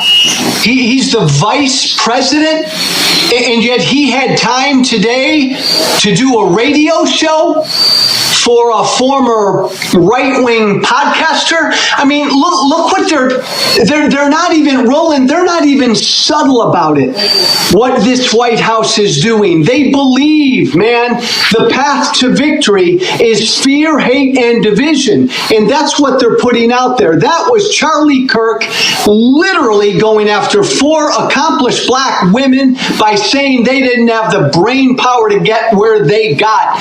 This is what he believed. And this is what MAGA believes. And that, again, Roland, broken record, that's why Charlie Kirk was so damn successful. Why he had such a big audience. Yeah, and not only that, you take Nick Fuentes, who's to the right of Charlie Kirk. The night of or the day after Kirk was shot and killed, Fuentes had 200,000 people watching him live. And so what you have this fervor. And so when I listen to Trump and Vance and all these people talk about, how the left, they're indoctrinating. No, and you know this very well, the indoctrination. We've had people who formerly are with Turning Point USA put out videos talking about how it was really this cult-like figure, this messianic figure, as they sort of set Kirk up as, and how they want them to follow that. And so that's what's going on here. These people are not trying to have open dialogue. And not only that, Joe, you take Trump, okay? Trump was very clear in saying he was not going to call Governor Tim Walz after those 4 folks were shot in Minnesota. 2 were killed, including former Speaker of the House and her husband. Now today he's saying, he never even heard of Melissa Hortman, and if the governor had asked him, he would have, of course, lowered the flags to have staff. I'm sorry, he's also lying. He knew about her. He knew about the shooting, but he was so arrogant that he said, 2 Democrats, a Democrat Speaker of the House shot and killed. Yeah, I don't care, but lower the flags to have staff with Charlie Kirk. Fly his body on Air Force Two. Do a memorial service at the Kennedy Center. Do another one at the Arizona Cardinal Stadium. Give him the Medal of Freedom. And I'm telling you, they're going to give him a state funeral. That's what you're seeing right now. And then you got Peter Hegseth going after members of the military who said anything negative in the aftermath of his death. You've got Kirk supporters creating a database of people of every social media post, and then even Van said in the podcast, you call their employer. So the so-called free speech people all of a sudden are saying, if you say anything negative about Charlie Kirk after what took place last week, we're going to come after you, come after your job. Oh, I thought they hated cancel culture, Joe. Yeah. Roland, I remember back in my right-wing radio days, I would come on every day, and there was always some story about some leftist group on a college campus that couldn't handle speech that made them uncomfortable to say. Roland, this is scary, and you and I are old enough, man, to remember huge figures in American history who were gunned down, struck down, military leaders, civil rights leaders. We are treating this 31-year-old podcaster, MAGA influencer, like he's Jesus Christ. So I come from the right. Why are my old colleagues and friends on the right doing this, Roland? Because the right wants a religious war. Let's just call it. They want a civil war. They want a holy war. That's why they're putting him up to be some Jesus-like martyr. Absolutely. I mean, Glenn Beck literally came out and said he was a civil rights leader. Oh, my God, stop it. Stop it. I've seen people say, I've seen a lot of these videos, I'm leaving my church because my pastor did not mention him. This was a Christian warrior. And let's just be clear. You said it, white Christian nationalists. It's slaveholder religion. We heard a lot of this stuff during slavery, during Jim Crow, things along those lines. And this whole idea about, it was about debate. It was about, exchange of ideas. I mean, come on, let's just stop it. And so we see what's going on here. We see the games that are being played. And then what gets me, Joe, is this whole deal of, oh my God, the left, how they indoctrinated him and the accused killer going to a university. The dude was at a university for one semester, Joe. You're trying to tell me that one semester at a mostly white institution in Mormon, Utah, which is not a liberal bastion, somehow just radicalized him? I mean, it really is showing folks the hand they're trying to play. Yeah, and I think even on top of that, Roland, I think it was like some technical school. So it wasn't some crazy liberal arts school for a semester. Look, cut through all the BS. The Speaker of the House, Mike Johnson, has publicly said that America should be a white Christian country. This is what animates my former party. Roland, you know me, right? Tea Party Hellraiser. I don't come from the left. I left the Republican Party when the Republican Party became MAGA. And my fellow Democrats and folks on the left need to understand, now these people are on the right. Now this is MAGA. MAGA now are the snowflakes. MAGA, Roland, they now need their safe spaces.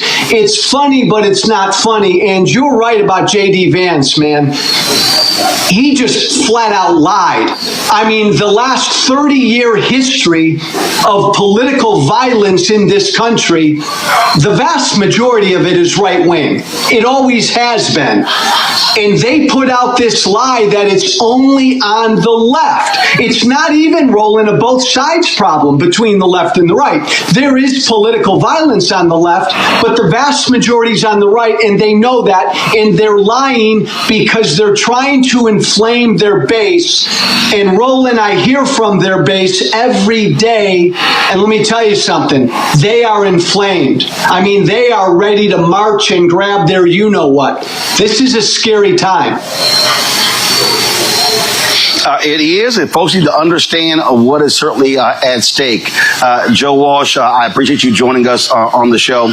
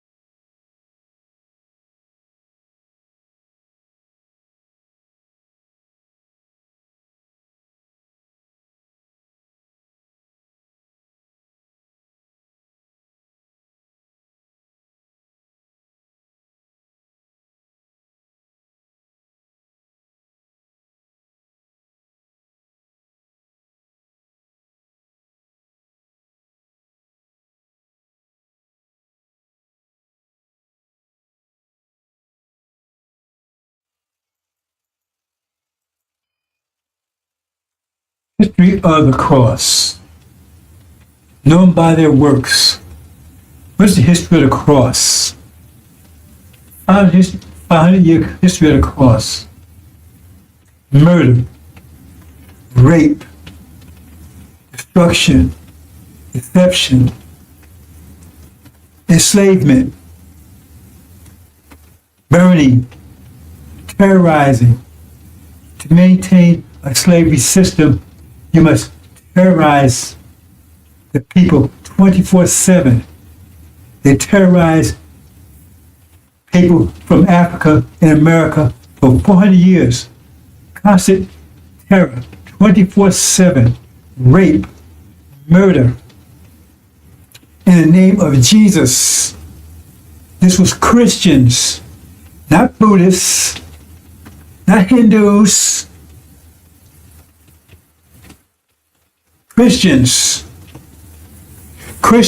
in the name of Jesus, where they said Jesus cursed black people, they call them Ham, cursed them to be slaves and persecuted forever. In the name of Jesus, raped our women incessantly, pissed in our mouths,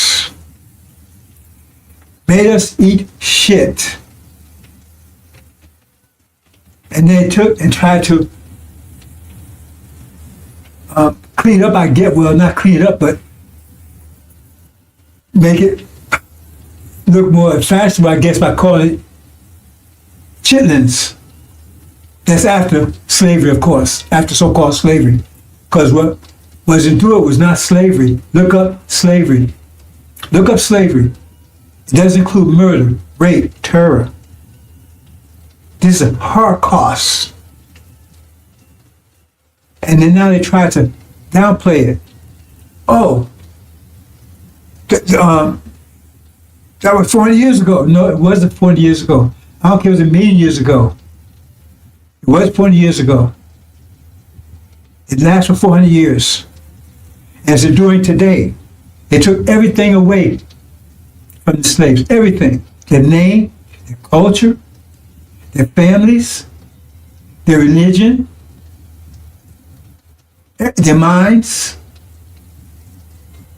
everything. Fed their children to alligators as alligator bait. And then they talk about what's going on in Gaza when they did 1,000 times worse. What's going over in Gaza now is simply just a miniature version of what they did. What they did was far worse than what's going on in Gaza. Gaza's bad. It's genocide.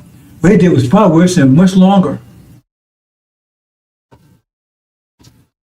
That's the legacy of Christianity. Murder, rape, disease.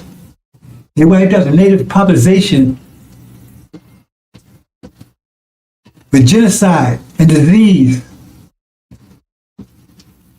Smallpox blankets, knowing they was forward disease, herpes, syphilis, gonorrhea from sleep with animals.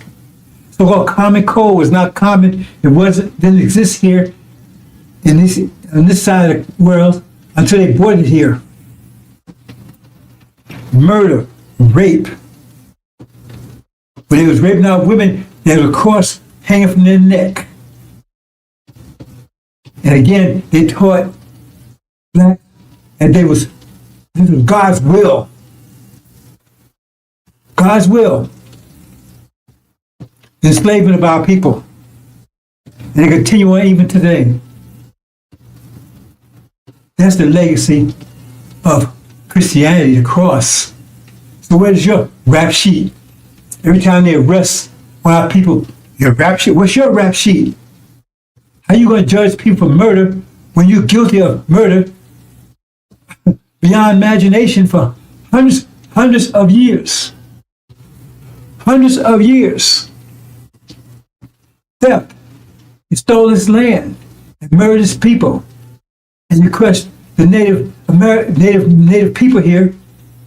When the Braves would go out hunting, you would come into the camps like cowards and kill the women and smash the children's brains out on the hooves of your horses. This is the legacy of Christianity. That's the legacy of it. The question is, if instead of Columbus coming here, Dracula came here, Beelzebub, Wolfman, Frankenstein, Satan, and they all came instead of Columbus. What could they have done that Columbus and those that followed him did? Satan is the God of this world. That's the God they're serving. They have known him by their works. What are the works of Christianity? What are the works of Christianity? Where's the works of Christianity? Evil, deception, mischief, bloodshedding. It goes on today.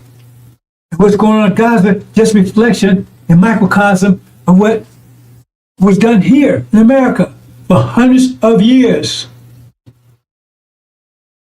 Raped out women incessantly. They would even rape while they was out in the fields picking cotton. They would jump off their horse and tell them to bend over and rape them. And tell them to keep picking cotton while they was doing it. This is the kind of stuff that they would do. Make one slave defecate and enslave in the mouth of another slave, and then bound it up so they couldn't spit it out for 7 days. That's a legacy of slavery. You did it all in the name of Jesus. There's a legacy of slavery. Legacy of slavery. 40 years plus. Legacy of Christianity. Legacy of the cross. That's the legacy. That's the true legacy. So whose works are those? Who are you serving? Who are you serving? The legacy of the cross. What's your rap sheet, America? Gog? What's your rap sheet, Magog? Britain? What's your mateship? What's your rap sheet? Antichrist, false Israel. What's your rap sheet? Then they colonized Africa. They're stealing from ripping off everyone. The legacy of Christianity has been ruling for over 500 years. And now, the threat of nuclear war to finish off everything. That's a legacy of Christianity in the name of your Jesus.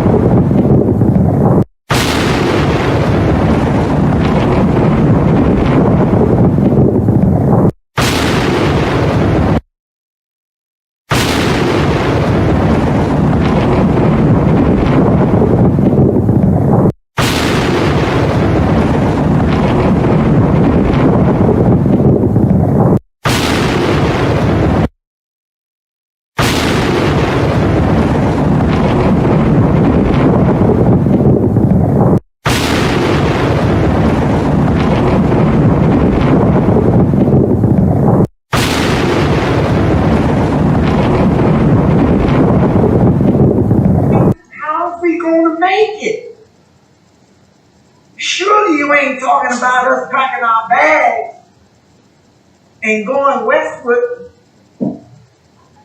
or going out there in the land. Ain't no cities, no towns, no infrastructure out there. Surely you ain't talking about that, are you? No.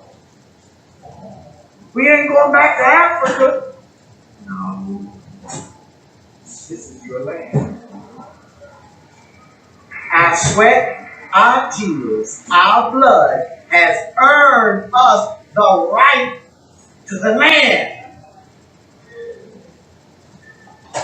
What God wants you to do is come out of their ways. Come out of their pagan holidays where you should be honoring Jesus. You are out here buying bunny rabbits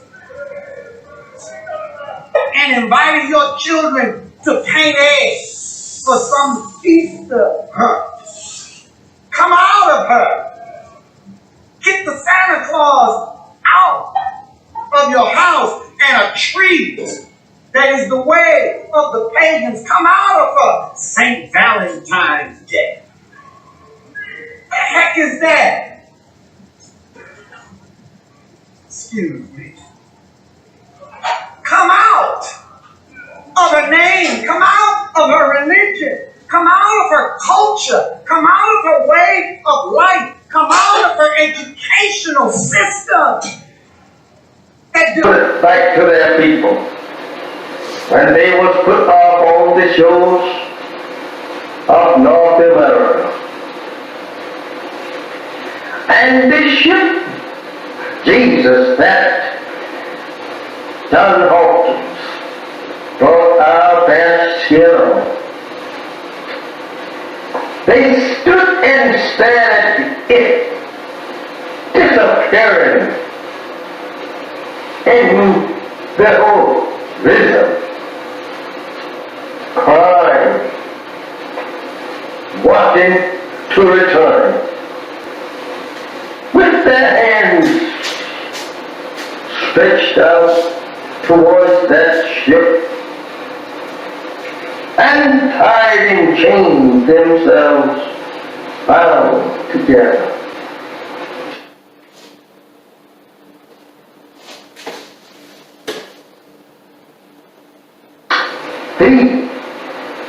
And when they was put off on this memorable shows, they stood there staring at that ship that brought them to a strange land and a strange people who could not speak either one's language. Now they have to live in a strange country and a strange people who had proven to them every mile from their native land that they were going to be the worst enemies that they ever lived with. They were going to be the people that would destroy them. They soon discovered that on this ship that they were being brought here on. I don't know how we should say anything in the name of Jesus of good for us when this ship was named Jesus.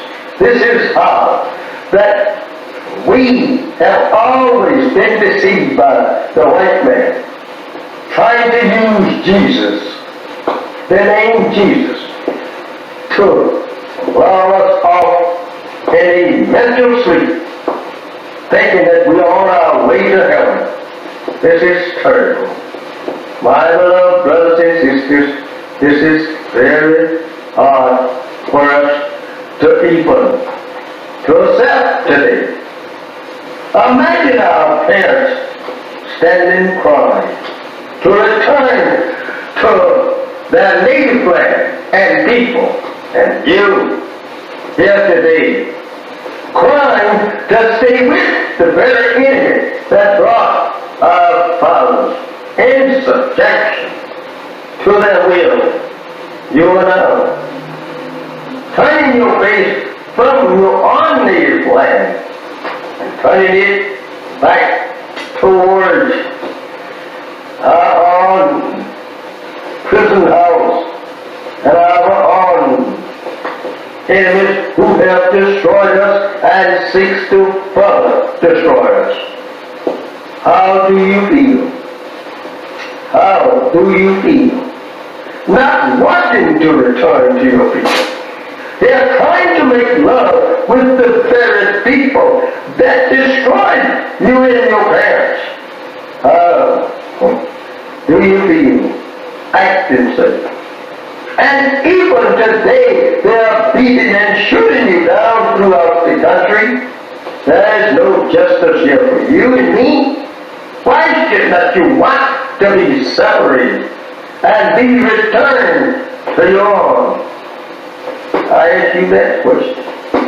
Think over your parents on the eastern shore of North America, crying and praying to God to be returned to their own 400 years ago.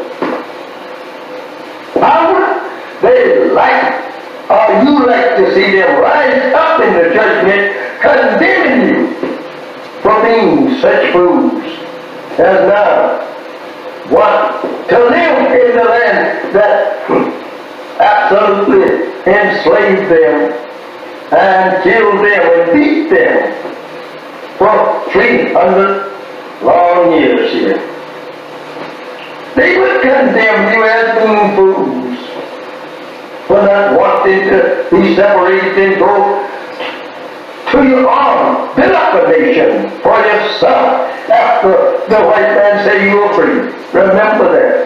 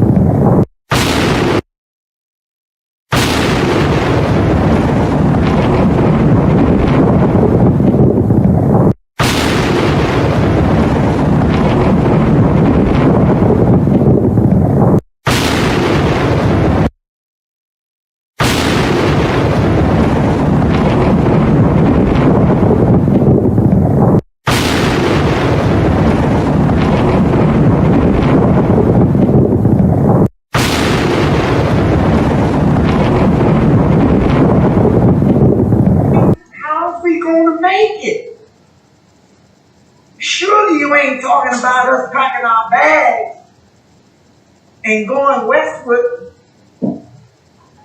or going out there in the land. Ain't no cities, no towns, no infrastructure out there. Surely you ain't talking about that, are you? No. We ain't going back to Africa. No. This is your land. Our sweat, our tears, our blood has earned us the right to the land.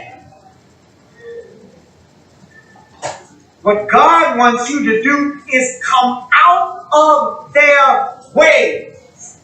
Come out of their pagan holidays where you should be honoring Jesus. You are out here buying bunny rabbits and inviting your children to paint eggs for some Easter hunt.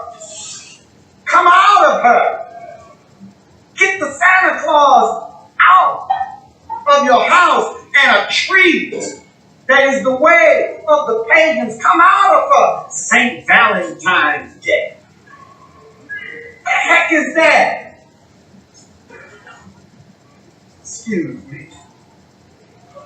Come out of her name. Come out of her religion. Come out of her culture. Come out of her way of life. Come out of her educational system. Put back to their people. When they was put off on the shores of North America. And this ship, Jesus, that John Hawkins brought our best hero. They stood and stared at it disappearing in the horizon, crying, wanting to return. With their hands stretched out towards that ship and tied in chains themselves bound together.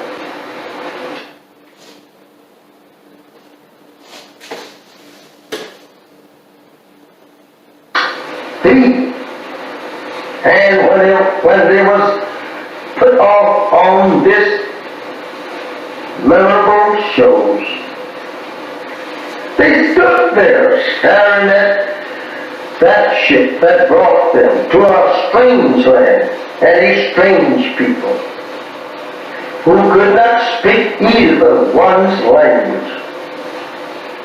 Now they have to live in a strange country and a strange people who had proven to them every mile from their native land that they were going to be the worst enemies that they ever lived with.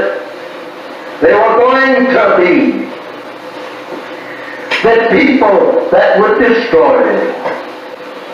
They soon discovered that on this ship that they were being brought here on. I don't know how we should say anything in the name of Jesus of good for us when this ship was named Jesus. This is how that we have always been deceived by the white man, trying to use Jesus, the name Jesus, to lull us off in a mental sleep, thinking that we are on our way to heaven. This is terrible. My beloved brothers and sisters, this is very hard for us to even to accept today. Imagine our parents standing crying to return to their native land and people, and you here today crying to stay with the very enemy that brought our fathers in subjection to their will. You and I, turning your face from your on-native land and turning it back towards our own prison house and our own enemies who have destroyed us and seeks to further destroy us. How do you feel? How do you feel? Not wanting to return to your people. They are trying to make love with the very people that destroyed you and your parents. How do you feel? Acting such. And even today, they are beating and shooting you down throughout the country. There is no justice here for you and me. Why should not you want to be separated and be returned to your own? I ask you that question. Think over your parents on the eastern shore of North America, crying and praying to God to be returned to their own 400 years ago. How would they like, or you like to see them rise up in the judgment condemning you for being such fools as now want to live in the land that absolutely enslaved them and killed them and beat them for 300 long years here. They would condemn you as being fools for not wanting to be separated and go to your own, build up a nation for yourself after the white man said you were free. Remember that.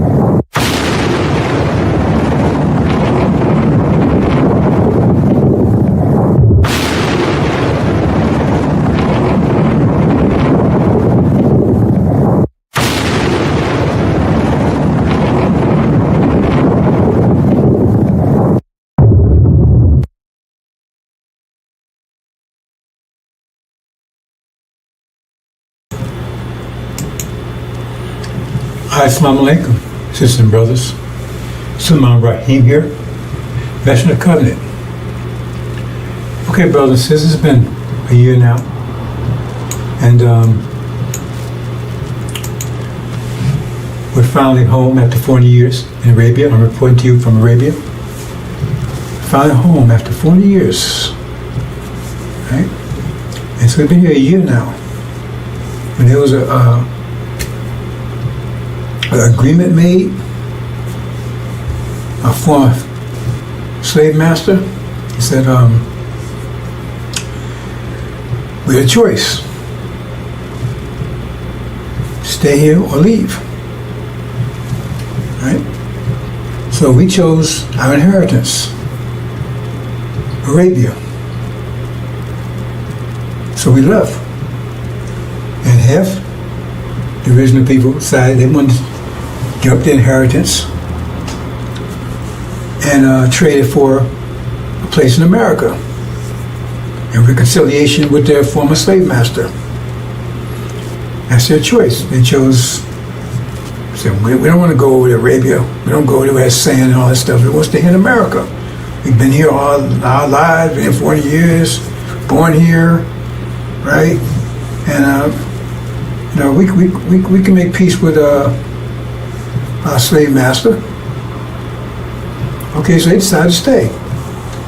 And so after a year, right, we're getting reports of how things are going over there. And it doesn't sound too good. How things are going over in America with their reparations.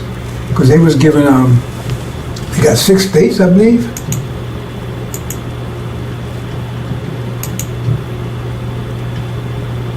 Yeah, see?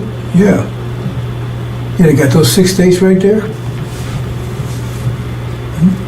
That's what Farrakhan told them. They was listening to Farrakhan. Farrakhan promised them, they stay there, 6 states, right? Had their own land.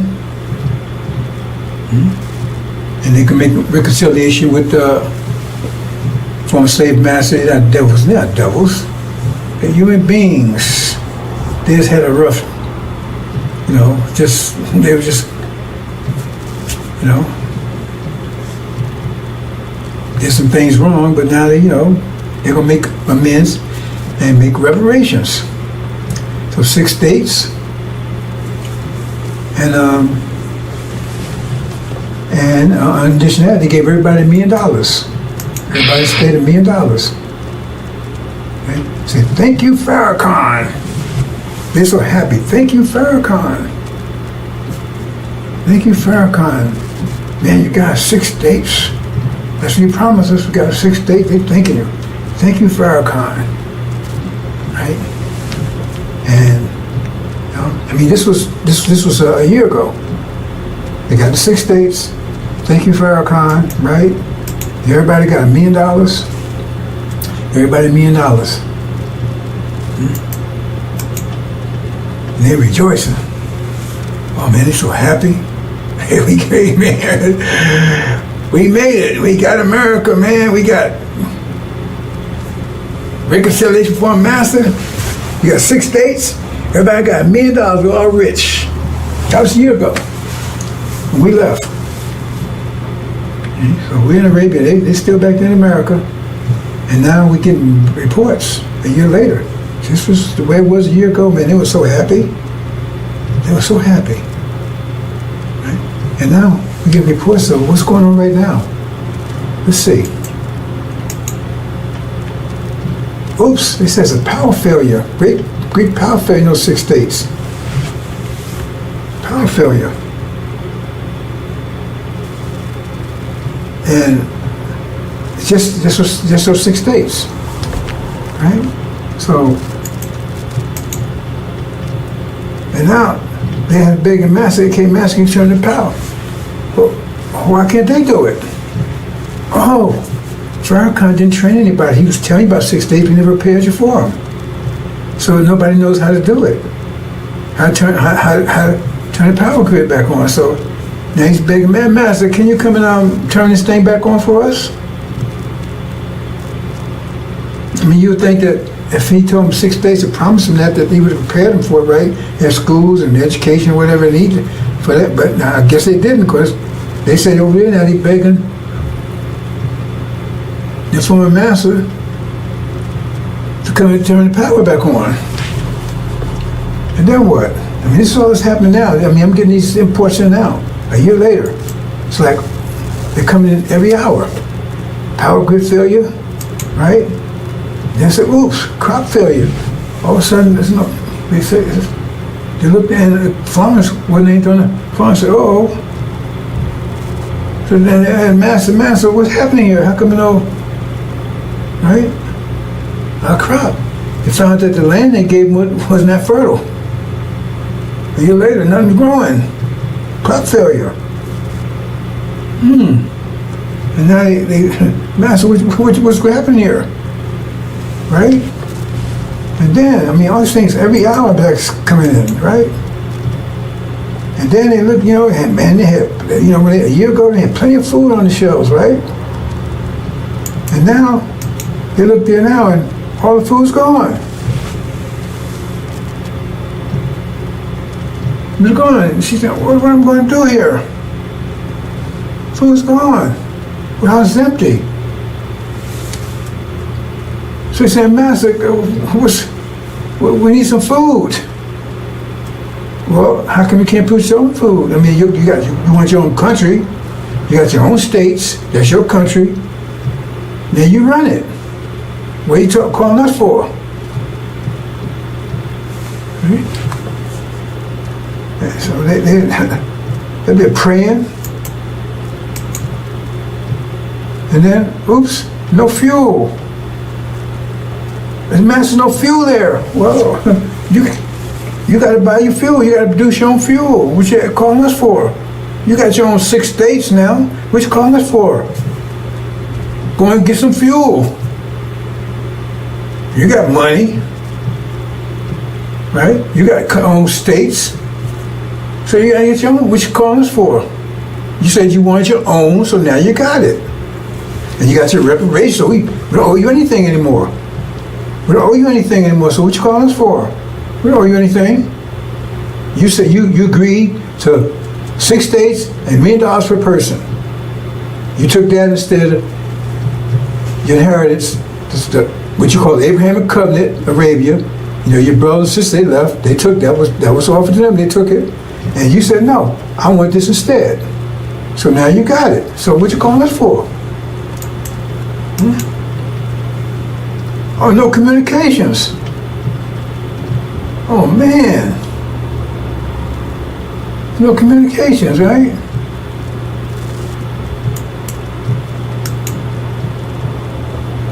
No medical facilities. So what's going on, Master? Wait a minute, hold on. What you calling us for? That's yours. You got to handle that stuff. You want us to handle it for you? You want independence, now you have it.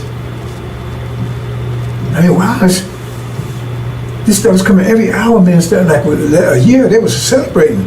And now they crying and begging the Master, hey, we got all these problems here. I said, wait a minute, that's yours. Where you come about your problems? You have to work those out. Right? No transportation, I mean, no planes, no nowhere. We don't know about fly the planes and they drive the trucks and the boats and stuff and to go and get this stuff. Well, what you done that for? You wanted this, you got it. So go ahead and train your own pilots, build your own planes, build your own boats and right? You see what I'm saying? Transportation, build your own trucks. What you calling for? Yeah, Master, we see this. You said you wanted 6 states, you got it. You want $1 million per person. That was your reparations. So then if you didn't pay people to take care of this, how's that our problem? You're independent now.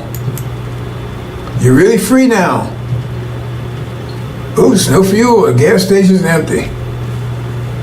I can't drive, man. And no gas. Man, wow. All this stuff happened like for a year. They thought that everything was great, and all of a sudden everything ran out. So I guess what happened? Everything was there when they got it, and then it ran out. They had to, some of them replace the fuel, to get the farms going. So they was left with that stuff. The factory was full. I mean, warehouses full. Then you had to keep they thought that was just going. I guess they thought it was just going to be there, just by itself. They didn't prepare for it. See, and they ain't trained any engineers and scientists and architects and stuff. They business. They didn't train anybody. So Farrakhan, he told you he's going to get this for you, but he didn't prepare you for it. He didn't get anybody to handle this stuff. So what was that all about? So now he asked the master, hey, don't call on me. You was here, you had it when you was here with me. You said you want independence, you wanted reparations, so you gave it to you. Well, calling your brothers over there. They left, they handled their own business. You said you want to stay here. Right? See? You don't have any professionals or technicians, scientists, doctors, none of that. See? I mean, that's what, because, I mean, if you're going to set reparation, you should be preparing for that, right? So if he was telling you about reparation, you should be preparing you for it.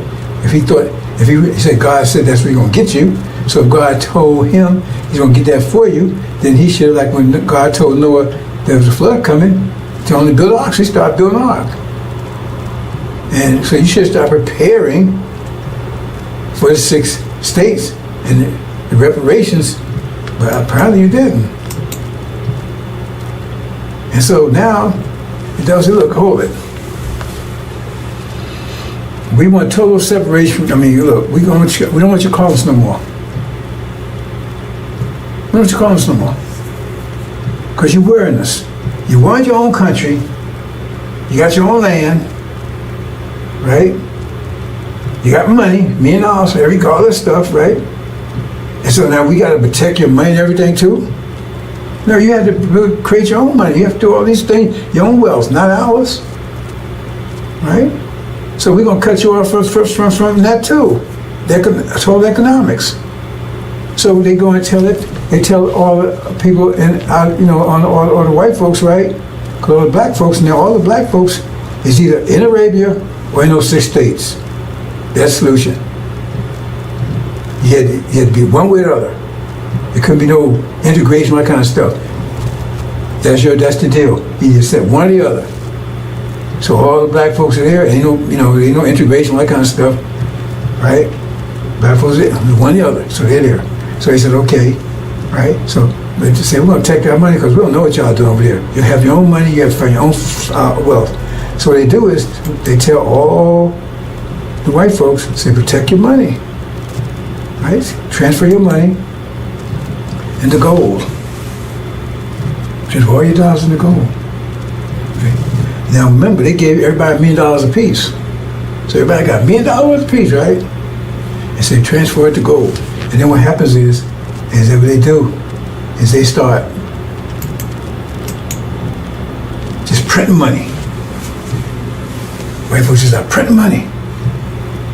You understand what that means? That's inflation, right? Because if you got $1 million of gold, a million ounces of gold, say $1 million ounces of gold, understand this, and you got 1 million certificates, then you say each certificate is worth 1 ounce. If you got 1 million ounce, each certificate is worth 1 ounce. Understand that? If you got 1 million ounces of gold, and you got 1 million certificates, each one of those certificates is worth 1 million. If you're going to say trade with the certificates, each one of the certificates is worth 1 ounce of gold, right? But if you take and print, you say you got 1 million ounces of gold, and you got 1 million certificates, each one. But say you print twice as many certificates, you got 2 million. Well, then each certificate is only worth 50 cents now, because you got to connect that to the gold. Well, you print 4 times, then each one's worth a quarter. So the more you print, the less they worth, because those certificates has to equal what the gold is. You understand? So the more you print money, the less, right? The less they're worth. So if you print twice as much money, right, there's less gold. You understand? So if $1 is worth 1 ounce of gold, which that's right, then if you print double that amount of dollars, then each one's worth half an ounce. You understand? That's what printing money without increasing their wealth does. That's inflation. So what happens is they keep printing. They get down to where $100 is worth a penny. But see, that doesn't affect their people. They try to protect their money because they transfer their money to gold. So gold still has its value. It's just the dollars don't. It still got the same amount of gold. But the dollars, they get down to a penny. So you can't buy it. You had $1 million, now your $1 million worth of $5. That's all it's worth. $1 million. Hardly worth anything. Hey, that's our money. You gotta have your own money, you gotta control your own wealth. You can't keep coming at us what you're doing. And you think they wouldn't do that? Yeah, you've been a Gaza lately? You see what happened to the trees they made with the so-called natives? Kept telling me he had a forked tongue because they kept making trees with them, then they broke the trees. And took their land and genocide and everything else. But no, they wouldn't do that to you. See? Because now you have, your money's worth nothing. They haven't lost anything. Because once that money's worthless, it's no good, right? Then you bury it up, throw it away, it's worth nothing. The people still got gold. And even if they take it, hold on to money, hope to increase again, they just use another different certificate, use another form of money. So it's still worth nothing. That $1 million you had, you was so happy with it now, it's probably worth maybe $1. So you can't buy anything with $1. Plus the economy's collapse because everything is failing, and you don't know how to repair it. You don't know how to build communications. You don't know how to do any of this stuff. You're not an engineer, build a house. You don't know how to do anything because Farrakhan didn't. Right? He didn't prepare you. He told you he'll give you 6 days. He told you, listen to me, right? So now you're broke, and your economy is gone. You have no food, no electricity, no power, anything, right? It's not their fault. They gave you what you asked for. You still had your inheritance for that. And then they closed the border. Because you want to try to get back into America now. We want to come back in, Master. No, we don't want you back in here. We sorry, we want to come in. No. That's you chose. You stay there. They closed the border, so you can't get back in here. You can't get back in America, into what you call your land now? Swaziland or something? Farrakhan. Maybe call it travel land. Farrakhan. They met the Farrakhan, right? So they close the borders, you can't. Because now you're hungry and everything else, your money's worthless. Oh God, come back, Master, I'll come back work for you, I'll work for Popeyes, I'll do anything you want. No, remember, now blacks, either they over in Arabia or they in that land. There are no blacks in America, any places, just in that land, that you 6 states. And now you're starving, you ain't got your money's worthless, nothing works, and they close the border. Right? And then you see Master, he on the phone, you talking to the guy that you kept treating, help you. Hey, we finally got rid of them niggas. Finally got rid of them.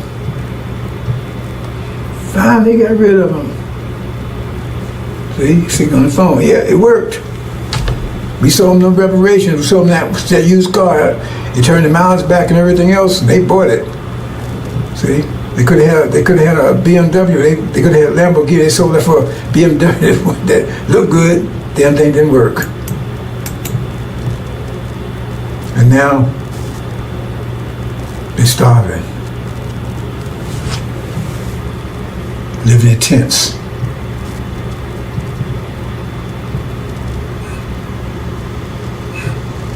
Praying.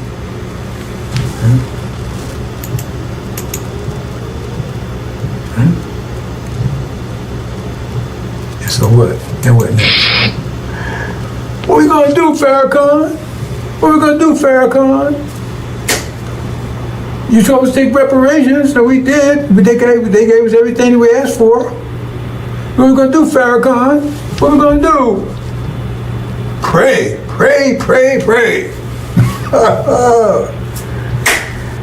That's his answer. Pray.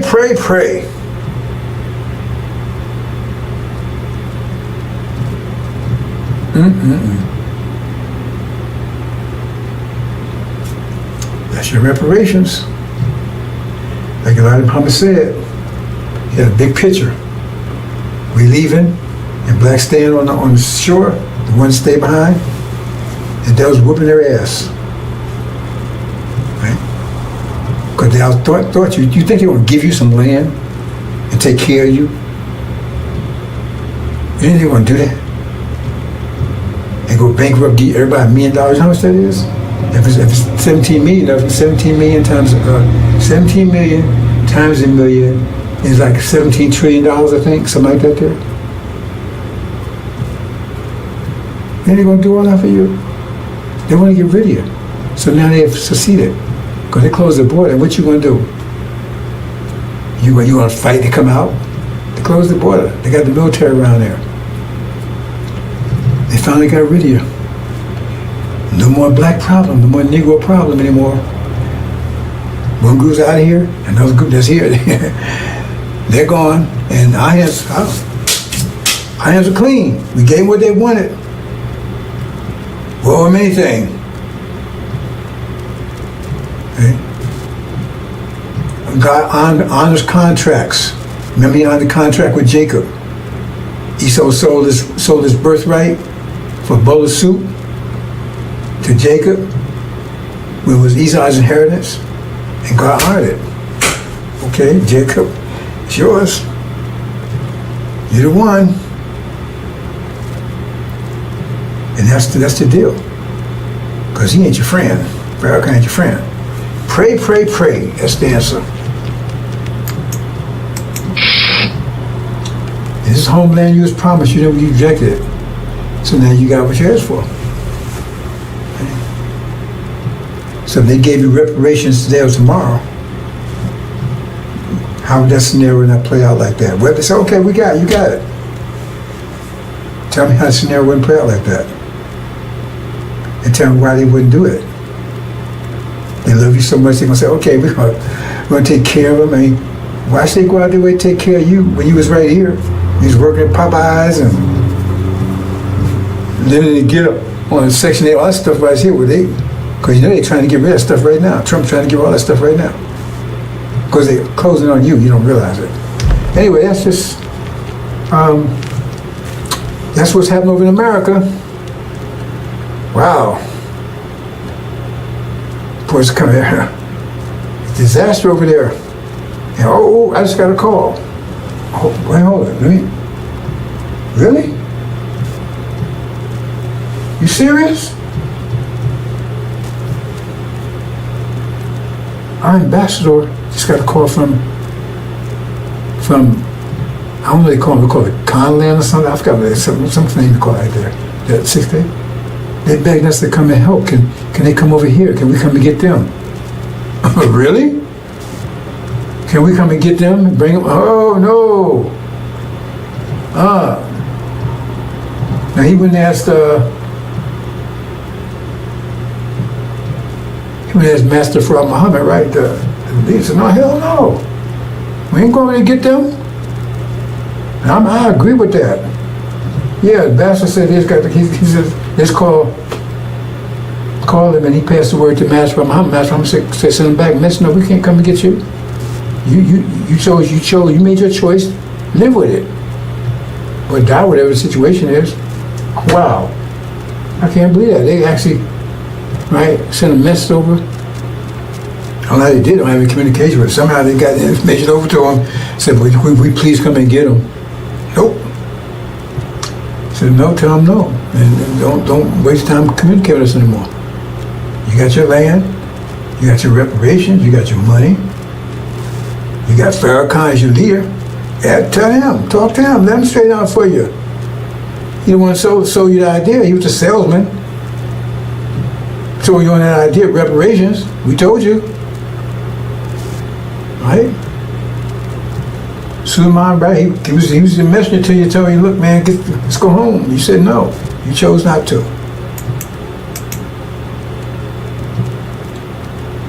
Okay, brothers and sisters, that's a sad story. But I guess that's it. Is that it?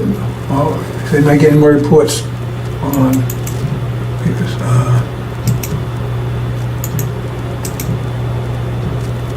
Okay, he says that was Matthew Prophet Muhammad's final decision, and I think they closed communications off from there. So, like I said, brothers and sisters, we got those rides that came in. All that came in today, man, came in fast. After a whole year. Total collapse. Now they begging it, somebody help them. We can't do it. Maybe Master help you. We won't do it. Assalamu alaikum.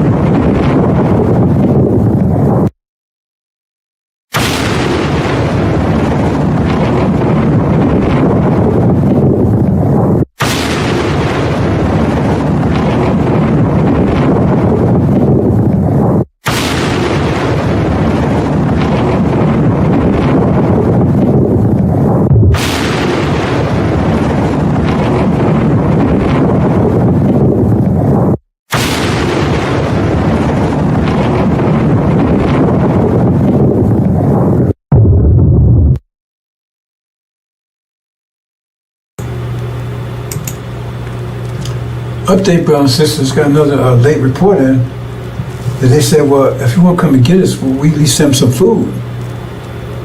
They begged, said, please send us some food. Master Muhammad said, we got to send them a damn thing, nothing, zero. He said, please just send us some food. No, I just got that in. He says, if you can't come and get us, please send us some food. He says, no, he refused. That's the report. I just got the information from the ambassador.